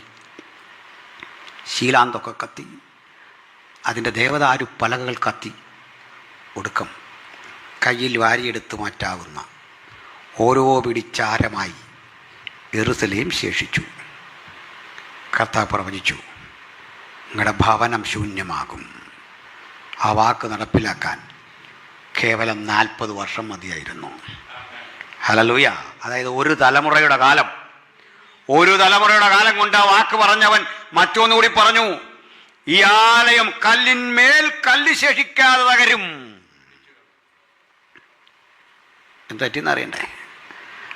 ഇദ്ദേഹത്തോട് ആരോ പറഞ്ഞു, കോടികൾ വിലമതിക്കുന്ന സ്വർണം കത്തി ഉരുകി ഇതിൻ്റെ അടിത്തറയിൽ കിനിഞ്ഞു വീണ് കിടപ്പുണ്ട്. ഇരുമ്പ് കലപ്പകൾ കൊണ്ടുവന്ന ആനകളെ കൊണ്ട് കെട്ടി ഉഴുത് ഈ പടുകൂറ്റൻ കല്ലുകളെ ഇളക്കി മാറ്റിയപ്പോൾ യേശു പറഞ്ഞ പ്രവചനത്തിൻ്റെ 2ാം ഭാഗം നിറവേറി. കല്ലിന്മേൽ കല്ല് ശേഷിക്കാതെ ഇടിച്ച് നിരത്തി തകർക്കും. ഇന്ന് വരെ ഒരുത്തനും പണിയാൻ കഴിഞ്ഞില്ല. ഇതായി പുസ്തകത്തിലെ പ്രവചനം. ബാബിലോണിനെ നശിപ്പിച്ചവൻ അതേ അളവിൽ തൻ്റെ വചനമയച്ച് ഇവിടെയും നശിപ്പിച്ചു. പക്ഷെ ഇവിടെ നിരാശ വേണ്ട. ഒരു നെബൂഖദ്നേസറും ഒക്കെ വന്ന സ്ഥലമാണ്, അവനൊക്കെ തീർത്താ. അത് കഴിഞ്ഞാൽ ടൈറ്റസ് തീർക്കുന്നേ. പക്ഷെ ഒരു നെബൂഖദ്നേസറിനും ഒരു ടൈറ്റസിനും തകർക്കാനാവാത്ത മറ്റൊന്നിനെ പണിയുന്നുണ്ട്. ഞാൻ എൻ്റെ സഭയെ പണിയും, പാതാള ഗോപുരങ്ങൾ അതിനെ ജയിക്കയില്ല. നമ്മൾ ഇന്ന് രാത്രി ഇവിടെ നിൽക്കുമ്പോൾ നമ്മുടെ ബലം യേശുവിൻ്റെ രക്തത്താൽ പണി കഴിപ്പിച്ച ജീവനുള്ള കല്ലുകളാണെന്നുള്ളതാണ്. ആ ജീവനുള്ള കല്ലിനെ തകർക്കാൻ ഒരു സൈനിക ശക്തിക്കും കഴിയില്ല. ആമേൻ. പ്രിയരെ, ഇതൊക്കെ ആണെങ്കിലും അന്ന് AD 70 ദേവാലയം തകർന്നു. AD 125 ആകുമ്പോഴേക്കും രാജ്യം ഭരിക്കുന്ന ഹദ്രിയൻ എന്നൊരു ചക്രവർത്തി ഒരു ഉത്തരവിട്ടു. യെരൂശലേമിൽ നിന്നല്ല, പാലസ്തീനിയായുടെ 120 മൈൽ ചുറ്റളവിൽ എവിടെയും ഒറ്റ യഹൂദനെ കണ്ടുകൂടാ. കണക്ക് അന്ന് ചെതറിയ ജൂതൻ ചെതറി ലോകത്തിൻ്റെ എല്ലാ ഇടങ്ങളിലും ചെതറി. നമുക്കറിയാം. അങ്ങനെ നമ്മുടെ നാട്ടിലും വന്നു. അല്ലേ? പോയിടത്തെല്ലാം ജൂതനെ അതിക്രൂരമായി ആക്രമിച്ചു, അതിഭീകരതയിൽ കൂടി കടന്നുപോയി. അവൻ്റെ ജീവിതാവസ്ഥയെക്കുറിച്ച് തിരുവചനം പറയുക, പീഡയുടെ ആധിക്യത്തിൽ അവൻ പ്രാർത്ഥിക്കും. അവൻ പറയും, നേരം ഒന്ന് വെളുത്ത് കിട്ടിയാൽ മതി എന്ന് സന്ധ്യയാകുമ്പോൾ പറയും. സഹിക്കാൻ വയ്യ. നേരം വെളുക്കുമ്പോൾ പറയും, ഒന്ന് രാത്രിയായെങ്കിൽ. അസഹനീയമായ അസ്വസ്ഥതയുടെ നടുവിലൂടെ പോകും. നമ്മെ അന്ന് ചിതറിച്ചു വിട്ടു, നമ്മയും ദൈവത്തിൻ്റെ സഭയെ. പോയ സഭ പോയിടത്ത് ചേറിപ്പാർത്തവൻ അവിടെ ദൈവവചനം പ്രസംഗിച്ചു, ജീവനുള്ള സഭ രൂപവൽക്കരിച്ചു. ജൂതൻ പോയിടത്തൊക്കെ തല്ലുവാങ്ങി. ഉപദ്രവിക്കാത്ത രാജ്യങ്ങളുണ്ട്, പാശ്ചാത്യ രാജ്യങ്ങൾ. അവനെ ഉപദ്രവിച്ചില്ല. അമേരിക്കയൊക്കെ ഒട്ടും ഉപദ്രവിക്കാതെ സംരക്ഷിച്ചൊരു രാജ്യമുണ്ട്. ഏതാ? ഇന്ത്യ എന്നൊന്നും പറയണ്ട, കേരളം എന്നങ്ങ് പറഞ്ഞാൽ മതി. അത് പോട്ടെ. കണ്ടവനെല്ലാം വന്ന് അങ്ങനെ പക്ഷം ചേരണ്ട. രാജ്യസ്നേഹം ഇല്ലാഞ്ഞിട്ടല്ല, അങ്ങനെ കമ്പനി ചേരാൻ പോരട്ടെ. അങ്ങനൊക്കെ കണക്കും കാര്യമുണ്ടല്ലേ. കൊടുങ്ങല്ലൂരും മട്ടാഞ്ചേരിയിലും ഒക്കെ ജൂത തെരുവുകൾ ഒക്കെ ഒന്ന് കാണാൻ പോകണം, പഠിക്കാനുണ്ടോ ഒത്തിരി. ഇതൊക്കെ ഉണ്ടാക്കി കൊടുത്തു. നിങ്ങളിനി അന്ധവിശ്വാസമെന്ന് കരുതണ്ട. അതിൻ്റെ ഒരു ഐശ്വര്യം നമ്മുടെ നാട്ടിലുണ്ടോ? ഉണ്ടെന്ന് തർക്കമൊന്നും വേണ്ട, തർക്കിക്കേണ്ട. തെളിവുകൾ ഓരോന്നും വെച്ച് പറയാം. ഇങ്ങനൊരു സ്റ്റേറ്റൊന്നും ഇന്ത്യയിലില്ല. ഉറപ്പ് കേസാ, ഇങ്ങനൊരു സ്റ്റേറ്റൊന്നുമില്ല. അതിൻ്റെ കാരണം ഞങ്ങളാന്നൊക്കെ പറഞ്ഞ് പലരും വരും. അതൊന്നുമല്ല, ഈ ബൈബിൾ അതിൻ്റെ കാരണം. ഈ നാടിനെ മാറ്റിമറിച്ചത്. അത് എവിടെയും പറയാനുള്ള ധൈര്യവും തൻ്റെ ഇടവും നമുക്കുണ്ട്. ഈ പുസ്തകമാണ്. ഹല്ലേലൂയ. രാഷ്ട്രീയക്കാരൊക്കെ പറയും ഒന്നുമല്ല. ഇടയ്ക്കൊരു പാട്ട് കേട്ടല്ലോ, പള്ളിയല്ല പണിയേണ്ടത്. ഞാൻ പറഞ്ഞു, നീ എത്ര പള്ളിക്കൂടം പണിത് പൂട്ടുകല്ലാതെ? പള്ളിയുടെ സൈഡിൽ ചാർത്ത് പിടിച്ചു തുടങ്ങിയ സംഗതിയായി ഇതൊക്കെ. ആദ്യത്തെ ക്ലാസ്സൊക്കെ മത്തായിയുടെ സുവിശേഷമാണ് പണ്ട് പഠിച്ചത്, എല്ലാവരും പഠിച്ച് ഈ രാജ്യത്ത്. അതിനാ പള്ളി കൂടോന്ന് പേരുണ്ടായത്. നമ്മൾ ആരംഭിച്ചതിനെ തുടർന്നുകൊണ്ട് പോകായിരുന്നു. മഹാരാജന് സ്വന്തമായി LP സ്കൂളില്ലാത്ത കാലത്തെ, സർക്കാർ സ്കൂളില്ലാത്ത കാലത്തെ കോട്ടയത്ത് സീമസ് കോളേജ് ഈ സ്റ്റെതസ്കോപ്പും ഈ ദൂരദർശിനിയൊക്കെ കാണാൻ മഹാരാജാവ് വന്നെന്നാണ് അവിടുന്ന്. ഇത് കണ്ടിട്ട് കണ്ണ് തള്ളിപ്പോയി. മനസ്സിലായില്ലേ? ഈ ഷട്ടിടാതെ കരിശ്രീ പഠിച്ച് ഓലയിൽ എഴുതുന്നത് മഹാത്മ്യമാണെന്ന് ഇവിടുത്തുകാരൻ ചിന്തിച്ചുകൊണ്ടിരിക്കുമ്പോഴേക്ക് 1000 കൊല്ലം കൂടെ മുമ്പ് ഓക്സ്ഫോർഡ് യൂണിവേഴ്സിറ്റി തുടങ്ങേണ്ട പേരാ സായിപ്പ്. ഇവിടുന്നോണ്ടേ ഇത്തരത്തിൽ ഈ പരിപാടിയെല്ലാം നടത്തിക്കൊണ്ടിരിക്കുക. ഗ ഇക്ക എന്നൊക്കെ പഠിക്കുമ്പോഴേക്ക് അതിനും 700 കൊല്ലം മുമ്പേ കേംബ്രിഡ്ജ് യൂണിവേഴ്സിറ്റി തുടങ്ങി. അവൻ ഭൂഗർഭതലമൊക്കെ ഉണ്ടാക്കി ട്രെയിൻ വിട്ടു 300 കൊല്ലം കൂടെ മുമ്പ്. അപ്പോഴും കാളവണ്ടി ആയിട്ടില്ല ഇവിടെ. എന്നിട്ട് പറയാ ഇന്ത്യക്കൊരു പാരമ്പര്യമുണ്ട്, ഇന്ത്യ ഭയങ്കര മുഖത്തിരാ. ആയിക്കോട്ടെ, ഇതൊക്കെ നല്ലതാണ്, സമ്മതിച്ചു കൊടുക്കണ്ടോ? വല്ല കാര്യം എനിക്കുണ്ടോ? പോട്ടെ. അത് സായിപ്പിനോട് പക്ഷം ചേർന്നല്ല, കാര്യം പോലെ പറയണം അല്ലേ? അപ്പോഴേ ചെതറിപ്പോയവൻ അടി വാങ്ങി, പീഡ. അവനിവിടൊക്കെ അല്പ സഹായമൊക്കെ നമ്മൾ കൊടുത്തു. പക്ഷെ ഒരിക്കൽ അവൻ ഉണർന്നു. ആ ഉണർവിൻ്റെ ഭാഗമായി അവർ കൂടിയ ജൂതന്മാരുടെ സമ്മേളനം 1-ാം ലോകമഹായുദ്ധത്തിൽ ബ്രിട്ടനെ സഹായിച്ചതിൻ്റെ പരിണിതഫലമായിട്ട് രാജ്യത്തിൽ തിരിച്ചു ചെല്ലാൻ പറ്റി.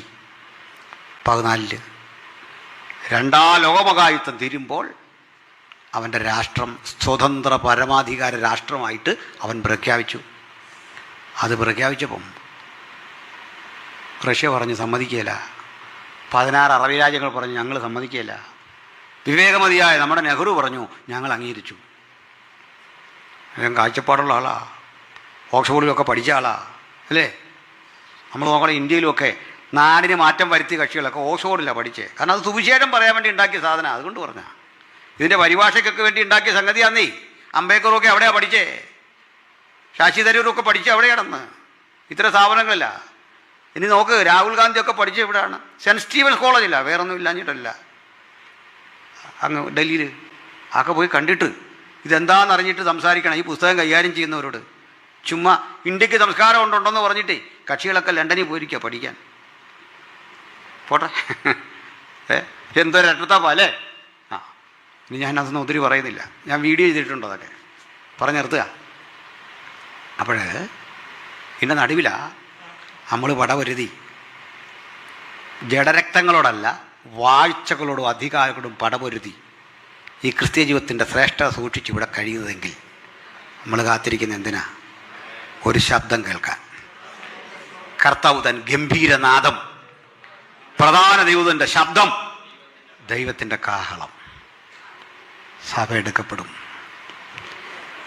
എടുക്കപ്പെട്ട സഭയുമായി നമ്മുടെ യേശു കർത്താവ് ഈ ലോകത്തിലേക്കൊരു വരവുണ്ട്. അത് പിന്നീട് അതൊന്ന് പറഞ്ഞ് ടൈമിനുള്ളിൽ നിർത്താം. ഈ തകർന്നു പോയി യെരൂശലേമിൻ്റെ ഇന്നത്തെ സ്ഥിതി 12 വാതിലായിരുന്നു പണ്ട്, പിന്നെ അത് 8 വാതിലായി കോട്ടയ്ക്ക് ചുറ്റും. ഈ 8 വാതിലിൽ 7 എണ്ണവും തകർന്നു കിടപ്പുണ്ട്. ഒക്കെ പിന്നെ റീബിൽഡ് ചെയ്തു. പക്ഷെ പലതരം സാമ്രാട്ടുകൾ ഇതിലൂടെ തേരോട്ടം നടത്തിയിട്ടും ഇവർക്ക് പൊളിക്കാനാവാത്തൊരു വാതിലുണ്ടായിരുന്നു. അത് കിഴക്കേ വാതിലാണ്, ഗോൾഡൻ ഗേറ്റ്. ഗോൾഡൻ ഗേറ്റ് എന്നാണ് എൻ്റെ പേര്. 1919 അവിടെ ഭരിച്ചിരുന്ന രാജാക്കന്മാരുടെ ഡിസംബർ 7-ാം തീയതി ഇതൊന്ന് പൊളിക്കാൻ പദ്ധതി ഇട്ടുകൊണ്ട് അറബികൾ തയ്യാറായി. നടന്നില്ല. എന്തോ ഇവിടെ വരുമ്പോൾ ഏതെങ്കിലും ഒരു കാരണം വരും. ഒരിക്കൽ അവിടെ ഈ മഴുവൊക്കെ കൊണ്ട് വെട്ടു തുടങ്ങിയപ്പോഴേക്ക്, മഴുവല്ലല്ലേ പിക്കാക്സ്, മോഹാലസ്യം വന്നിട്ട് ആളുകൾ തിരിച്ചു പോയെന്നാണ്. പണിയാൻ വയ്യ, അങ്ങോട്ട് എടുക്കാൻ വയ്യ. അതിൻ്റെ അടുത്ത് സ്തെഫാനോസ് പ്രസംഗിച്ച സ്ഥലം അവിടെ തന്നെയാണ്. ഇങ്ങനെ മനസ്സിലായപ്പോൾ ജൂതന്മാരിവിടെ അങ്ങ് സീൽ ചെയ്തു. ഒന്നുകൂടെ അതങ്ങ് 2-3 പാളികളൊക്കെ ആക്കി കെട്ടി റെഡിയാക്കി അതുവഴി കാണുക ചെയ്യും. അവിടെ ചെല്ലുന്നതിന് കുഴപ്പമൊന്നുമില്ല. ഗോൾഡൻ ഗേറ്റ് അവിടെ കിടക്കുക. ഈ ഗോൾഡൻ ഗേറ്റിന് നേരെ അക്കരെയാണ് ഒലിവുമല, യെരൂശലേമിന് കിഴക്ക്. ഇത് അടച്ചിട്ടിരിക്കുക. അപ്പോൾ അറബികളും യഹൂദന്മാരും നല്ല സ്നേഹത്തിലായിരുന്നപ്പോൾ അവർ ചോദിച്ചു, ഒരു ഘട്ടത്തിൽ ചോദിച്ചു, ഞങ്ങളെല്ലാ വാതിലും തകർത്തു, ഈ 7 വാതിലും തകർത്തു, ഇത് മാത്രം തുറക്കാൻ പറ്റാത്ത എന്താ? അവർ പറഞ്ഞേ, നിങ്ങൾ പലതും തകർത്തെങ്കിൽ ഇത് പറ്റിയല്ല. ഇതുവഴി ഒരുത്തന് മാത്രമേ അകത്ത് കിടക്കാൻ പറ്റൂ. നമ്മുടെ ഭാഷയിൽ പറഞ്ഞ ആരും അടയ്ക്കാതെ വണ്ണം തുറക്കുന്നവൻ, ആരും തുറക്കാതെ വണ്ണം അടയ്ക്കുന്നവൻ. ആ പേര് തന്നെ ഉണ്ട് സകലതും അല്ലേ. ആർക്കും തുറക്കാൻ പറ്റില്ല. അടച്ച നമുക്ക് തിരിച്ചെടുത്താൽ മതി. അവൻ തുറന്നാൽ ആർക്കും അടയ്ക്കാൻ പറ്റില്ല. നമുക്ക് വേണ്ടി അവൻ ഓപ്പൺ ചെയ്ത വാതിലുകൾ ആർക്കും അടയ്ക്കാൻ പറ്റില്ല. തലമുറയ്ക്ക് വേണ്ടി, നമുക്ക് വേണ്ടി, സഭയ്ക്ക് വേണ്ടി നമുക്ക് ഒന്ന് ചിന്തിച്ചു പോവാം. ഈ സഭ അനുഗ്രഹിക്കപ്പെട്ട സഭയാണ് ഇത്, ഒരു തർക്കവും വേണ്ട. പക്ഷേ നമുക്ക് ഇതുകൊണ്ട് ചുരുങ്ങണ്ടെന്ന, നമുക്കിതുകൊണ്ട് ഒതുങ്ങണ്ടെന്നേ. സ്നാനങ്ങളെ കൊണ്ട് നടക്കട്ടെ, ദൈവത്തിലേക്ക് വീണ്ടും ആളുകൾ ഇറങ്ങി പുറപ്പെടട്ടെ, പുത്തൻ അനുഭവങ്ങളോടെ യുവാക്കൾ ഇറങ്ങിത്തിരിക്കട്ടെ. ദൈവം തുറന്നാൽ ഒരുത്തരും അടയ്ക്കാൻ പറ്റില്ലെന്ന്. ഹല്ലേലൂയ. ഈ കിട്ടിയ അവസ്ഥ കൊണ്ട് തൃപ്തി വേണ്ടെന്ന ആത്മീയമായ നമ്മുടെ അസംതൃപ്തി ആ നിലയിൽ പ്രാർത്ഥനയായി മാറട്ടെ. കർത്താവെ, കൂടുതൽ വിശാലത, കൂടുതൽ അനുഗ്രഹം, കൂടുതൽ കൂടുതൽ നിന്റെ വേലയുടെ വ്യാപ്തി. ആമേൻ. അപ്പോൾ ഇത് അടച്ചിട്ട് എന്നാണെന്നറിയണ്ടേ? അതാ രസം. ഒരു വാക്യം കൂടെ വായിച്ചങ്ങ് നിർത്തിയേക്കാം. എസെക്കിയേൽ 44:1 മുതൽ വായിച്ചേ.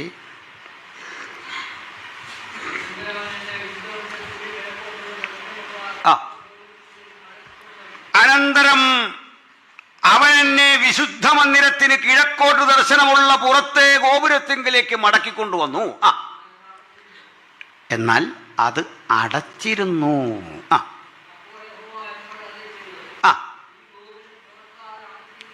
ഈ ഗോപുരം തുറക്കാതെ അടച്ചിരിക്കണം. ആരും അതിൽ കൂടി കടക്കരുത്. ഇസ്രയേലിൻ്റെ ദൈവമായ യഹോവ അതിലൂടെ അകത്ത് കടന്നതുകൊണ്ട് അത് അടച്ചിരിക്കണം. മനുഷ്യൻ ബുൾഡോസറൊക്കെ കണ്ടുപിടിച്ചിട്ടും തൊടാനാകാതെ കിടക്കുന്ന ആ സ്ഥലത്തേക്ക് ഒരു ദിവസം ഒരുവൻ വരും. ഒറ്റക്കല്ല, നമ്മളുണ്ട് കൂടെ. നമ്മൾ കൂടെ ഉള്ളത് കണ്ടിട്ട് പഴയ നിയമഭക്തനെ പിടികിട്ടുന്നില്ല, നമ്മളെ പരിചയം വരുന്നില്ല. യഹൂദനെ, പഴയ നിയമഭക്തൻ യഹൂദൻ, അവിടുത്തുകാരനാണ്. പഴയ നിയമഭക്തന്മാർക്ക് പിടികിട്ടും, അവർ ഇതിൻ്റെ ഭാഗമല്ലേ. അമ്പരന്നുകൊണ്ട് അവൻ ചോദിക്കുക, മരുഭൂമിയിൽ നിന്ന് പ്രിയൻ്റെ മേൽ ചാരി വരുന്ന ഈ പെൺകുട്ടി ആരാന്ന്? അവൻ്റെ രക്തത്താൽ വീണ്ടെടുക്കപ്പെട്ട തിരുസഭയെ അവൻ്റെ വലങ്കരമൻ്റെ തലയിൽ മീതെ ഇരിക്കട്ടെ, അവൻ്റെ ഇടങ്കരമെന്നെ ആശ്ലേഷിക്കട്ടെ. സ്നേഹവായ്പോടതൻ്റെ കാന്തയുമായി അങ്ങകലെ ഒലിവുമലയിൽ പാദമൂന്നി ഒലിവുമല 2ആയി പിളർന്ന് ഒരു താഴ്വര സംജാതമാകുമ്പോൾ ജയാളിയായി ഈ കിദ്രോൻ തോട് കടന്ന് കിഴക്കേ വാതിൽ കടന്ന് അകത്തേക്ക് പ്രവേശിക്കുന്ന ദൈവപുത്രനെ കണ്ട് വാതിലിൻ്റെ വ്യത്യസ്ത പാളികൾ ഓരോന്നോരോന്ന് അവൻ്റെ മുമ്പിൽ തിരമാലകൾ പോലെ തുറന്നു മാറുന്ന കാഴ്ച ആത്മാവിൽ കണ്ടിട്ട് ദാവീദ് കാലങ്ങൾക്കപ്പുറത്തെ സങ്കീർത്തനത്തിൽ പാടി, വാതിലുകളെ നിങ്ങളുടെ തലകൾ ഉയർത്തുവിൻ, പണ്ടയുള്ള കതകുകളെ ഉയർന്നിരിപ്പിൻ. മഹത്വത്തിൻ്റെ രാജാവ് പ്രവേശിക്കട്ടെ. മഹത്വത്തിൻ്റെ രാജാവാർ? ആ സൈന്യങ്ങളുടെ യഹോവ, യുദ്ധവീരനായ കർത്താവ്, രാജാതിരാജാവായി 1000 ആണ്ട് വസിക്കാൻ ഈ ഭൂമിയെ ഉടച്ചു വാർത്ത് നമ്മോടൊപ്പം ഈ ഭൂമിയിൽ 1000 കൊല്ലത്തെ വാസം. സന്തോഷമായോ? അതിനെ ഇങ്ങനെ പറഞ്ഞ്, സത്യത്തിൽ ഈ സഭയോട് പറഞ്ഞൊരു വാഗ്ദത്തം അല്ല 1000 ആണ്ട് വാഴ്ച, നമുക്കുള്ളതുമല്ല, പക്ഷെ നമ്മളുണ്ട്. ഇതെന്തിനാണെന്നറിയണ്ടേ? ആദമേ, നീ പാപം ചെയ്യാതിരുന്നെങ്കിൽ നിൻ്റെ ഒരു ദിവസം ദാണ്ടിങ്ങനെ എന്ന് കാണിച്ചു തരാനാ 1000 ആണ്ട് വാഴ്ച. ഒരു ദിവസം തീർന്നില്ല. നമുക്കൂടെ ഉള്ള കേട്ടോ, ഒരു വിഷമം വന്നുകൊണ്ട് നമുക്കൂടെ ഉള്ള പറയാം. പകല് പറഞ്ഞല്ലോ, ധനാഢ്യനായ സഹസ്രകോടീശ്വരനായ ഒരു രാജകുമാരൻ, സുന്ദരൻ, സുമുഖൻ, സർവശക്തൻ, ചെറ്റക്കുടിലെ നിർധനയായ ഒരു പെൺകുട്ടിയെ വിവാഹം കഴിച്ചു. സ്നേഹം കൊണ്ടല്ലേ, എല്ലാം അറിഞ്ഞ് നമുക്കൊരു ജീവിതം തന്ന. ഇതൊക്കെ ആണെങ്കിലും ഈ ധനവാൻ, ഈ രാജകുമാരൻ നമ്മളോടുള്ള സ്നേഹത്തിൻ്റെ ഭാഗമായിട്ട് ഒരു മിനിമം മര്യാദ കാണിക്കണം. ഈ പെൺകുട്ടിയുടെ ചെറിയ കുടിലിൽ ഒരു ദിവസമെങ്കിലും അവളുടെ കൂടെ പാർക്കണം. അങ്ങനെ കാന്തനും കാന്തയും ഒരു ദിവസം തന്നോടുകൂടെ പാർക്കാൻ ഒരുക്കിയ അവസരത്തിൻ്റെ പേരാ സഹസ്രാബ്ദം. 1000 ആണ്ട് വാഴ്ച. 1000 ആണ്ട് വാഴ്ച തുടങ്ങുന്നതിന് തൊട്ടു മുമ്പേ പറഞ്ഞ എതിർ ക്രിസ്തു എന്നവനില്ലേ, അവനെ പിടിച്ച്, അവൻ്റെ കൂടുള്ള കള്ളപ്രവാചകനെ പിടിച്ച് ഗന്ധക തീപ്പൊയ്കയിൽ തള്ളും. 1000 ആണ്ട് കഴിഞ്ഞിട്ട് ദുഷ്ടനെ അഴിച്ചുവിടും. അവനെ പൂട്ടിയിട്ടേക്കായിരുന്നു. ഒടുക്കം അവനെയും പിടിച്ച് ഈ ലേക്ക് ഓഫ് ഫയറിലേക്ക് തള്ളും. അന്നാണ് യെശയ്യാ പറഞ്ഞ പ്രവചനം 100% പൂർത്തീകരിക്കുന്നത്. അരുണോദയപുത്രനായ ശുക്ര, നീ വെട്ടേറ്റ് നിലത്ത് വീണ. എങ്ങനെ പണ്ട് പ്രാഗികമാണ് നിറവേറിയെങ്കിൽ പൂർണ്ണ നിറവേറലിന് കാത്തിരിക്കുക വചനം. ജാതികളെ താഴ്ത്തിക്കളഞ്ഞവനെ, നീ ഞങ്ങൾക്ക് തുല്യനായോ? ഞങ്ങൾ ആരാന്നറിയോ? മുമ്പേ പോയി ഓപ്പൺ ചെയ്തവന്മാർ ചോദിക്കുക, നീ എങ്കിലും രക്ഷപ്പെട്ടെന്ന് ഓർത്തെ. ഇപ്പം നീ ഞങ്ങൾക്ക് തുല്യനായി. അങ്ങനെ സാത്താന്യ പ്രവൃത്തി ബന്ധാവുകൾക്ക് അവസാനം. പിന്നൊരു പുതിയ ആകാശം, പുതിയ ഭൂമി. മരിച്ചവർ ആബാലവൃത്തം വരുന്ന ന്യായവിധി തൊട്ടു മുമ്പിൽ തൻ്റെ കാന്തയ്ക്കൊരുക്കിയ പുതിയ യെരൂശലേം എന്ന മനോഹര നഗരം. ആ മനോഹര നഗരത്തിൻ്റെ പ്രത്യേകത 14.5 മൈൽ നീളം, 14.5 മൈൽ വീതിയിൽ ഇറാഖ് പട്ടണത്തിൽ കണ്ട ബാബിലോണിൻ്റെ രൂപരേഖ കണ്ട് കണ്ണു തള്ളിയ മനുഷ്യരെ, പൊതുജനങ്ങളെ, സമൂഹമേ കാണണം. 1400 നാഴിക നീളം, വീതി, ഉയരമുള്ള ഒരു സമചതുര പട്ടണം. ഒരു നാഴിക ഗ്രീസിലെ ഒരു ഓട്ടക്കാരൻ മാരത്തോൺ ഓടി പൂർത്തീകരിക്കുന്ന അളവിൻ്റെ പേരാ ഓട്ടം. അപ്പോൾ അത്ര ഇൻറ്റു 1200 നാഴിക, 400 1200 നാഴിക നീളം, ഉയരം ഒക്കെ ഉള്ളൊരു മനോഹര മന്ദിരം നമുക്ക് ദൈവം ഒരുക്കുന്നു. ആ വിശ്വാസം ആർക്കെങ്കിലും ഉണ്ടെങ്കിൽ ഇന്നതിനോട് ജയിക്കണം. കാരണം ഇതൊക്കെ സ്ഥാപിച്ചെടുത്ത് എങ്ങനെയാണെന്നറിയണ്ടേ? നമ്മൾ ഇതിനു മുമ്പ് ഈ പുസ്തകം പറഞ്ഞ ഒരു കാര്യവും വരവണ്ണം തെറ്റിപ്പോയിട്ടില്ലെങ്കിൽ, ഏറ്റവും സുപ്രധാനമായ നിത്യതയെക്കുറിച്ചുള്ള ഈ വചനത്തിനും തെറ്റുവരാനിടയില്ല. പ്രസംഗിച്ച എൻ്റെ വാക്കിൽ തെറ്റുവരാം, എൻ്റെ വിശദീകരണത്തിൽ കുറവ് വരാം. പക്ഷേ ഈ പുസ്തകത്തിൻ്റെ വാഗ്ദത്തത്തിൻ്റെ ആത്യന്തികതയുടെ മാറ്റും പവിത്രതയും ഒരിക്കലും നഷ്ടമാകാതെ ഒരു നിത്യത ഭക്തന് ദൈവം വച്ചിരിക്കുന്ന ദാനം. ആ നിത്യത കരഗതമാക്കാൻ നമുക്കിന്ന് രാത്രി സമർപ്പിതരാകണം. ആകാംക്ഷഭരിതരായി ആ നിത്യതയെ ധ്യാനിച്ച് മുമ്പോട്ട് പോകാനും ഒക്കെയുള്ള കൃപ തമ്പുരാൻ നമുക്ക് തരേണ്ടതിന് ഒരു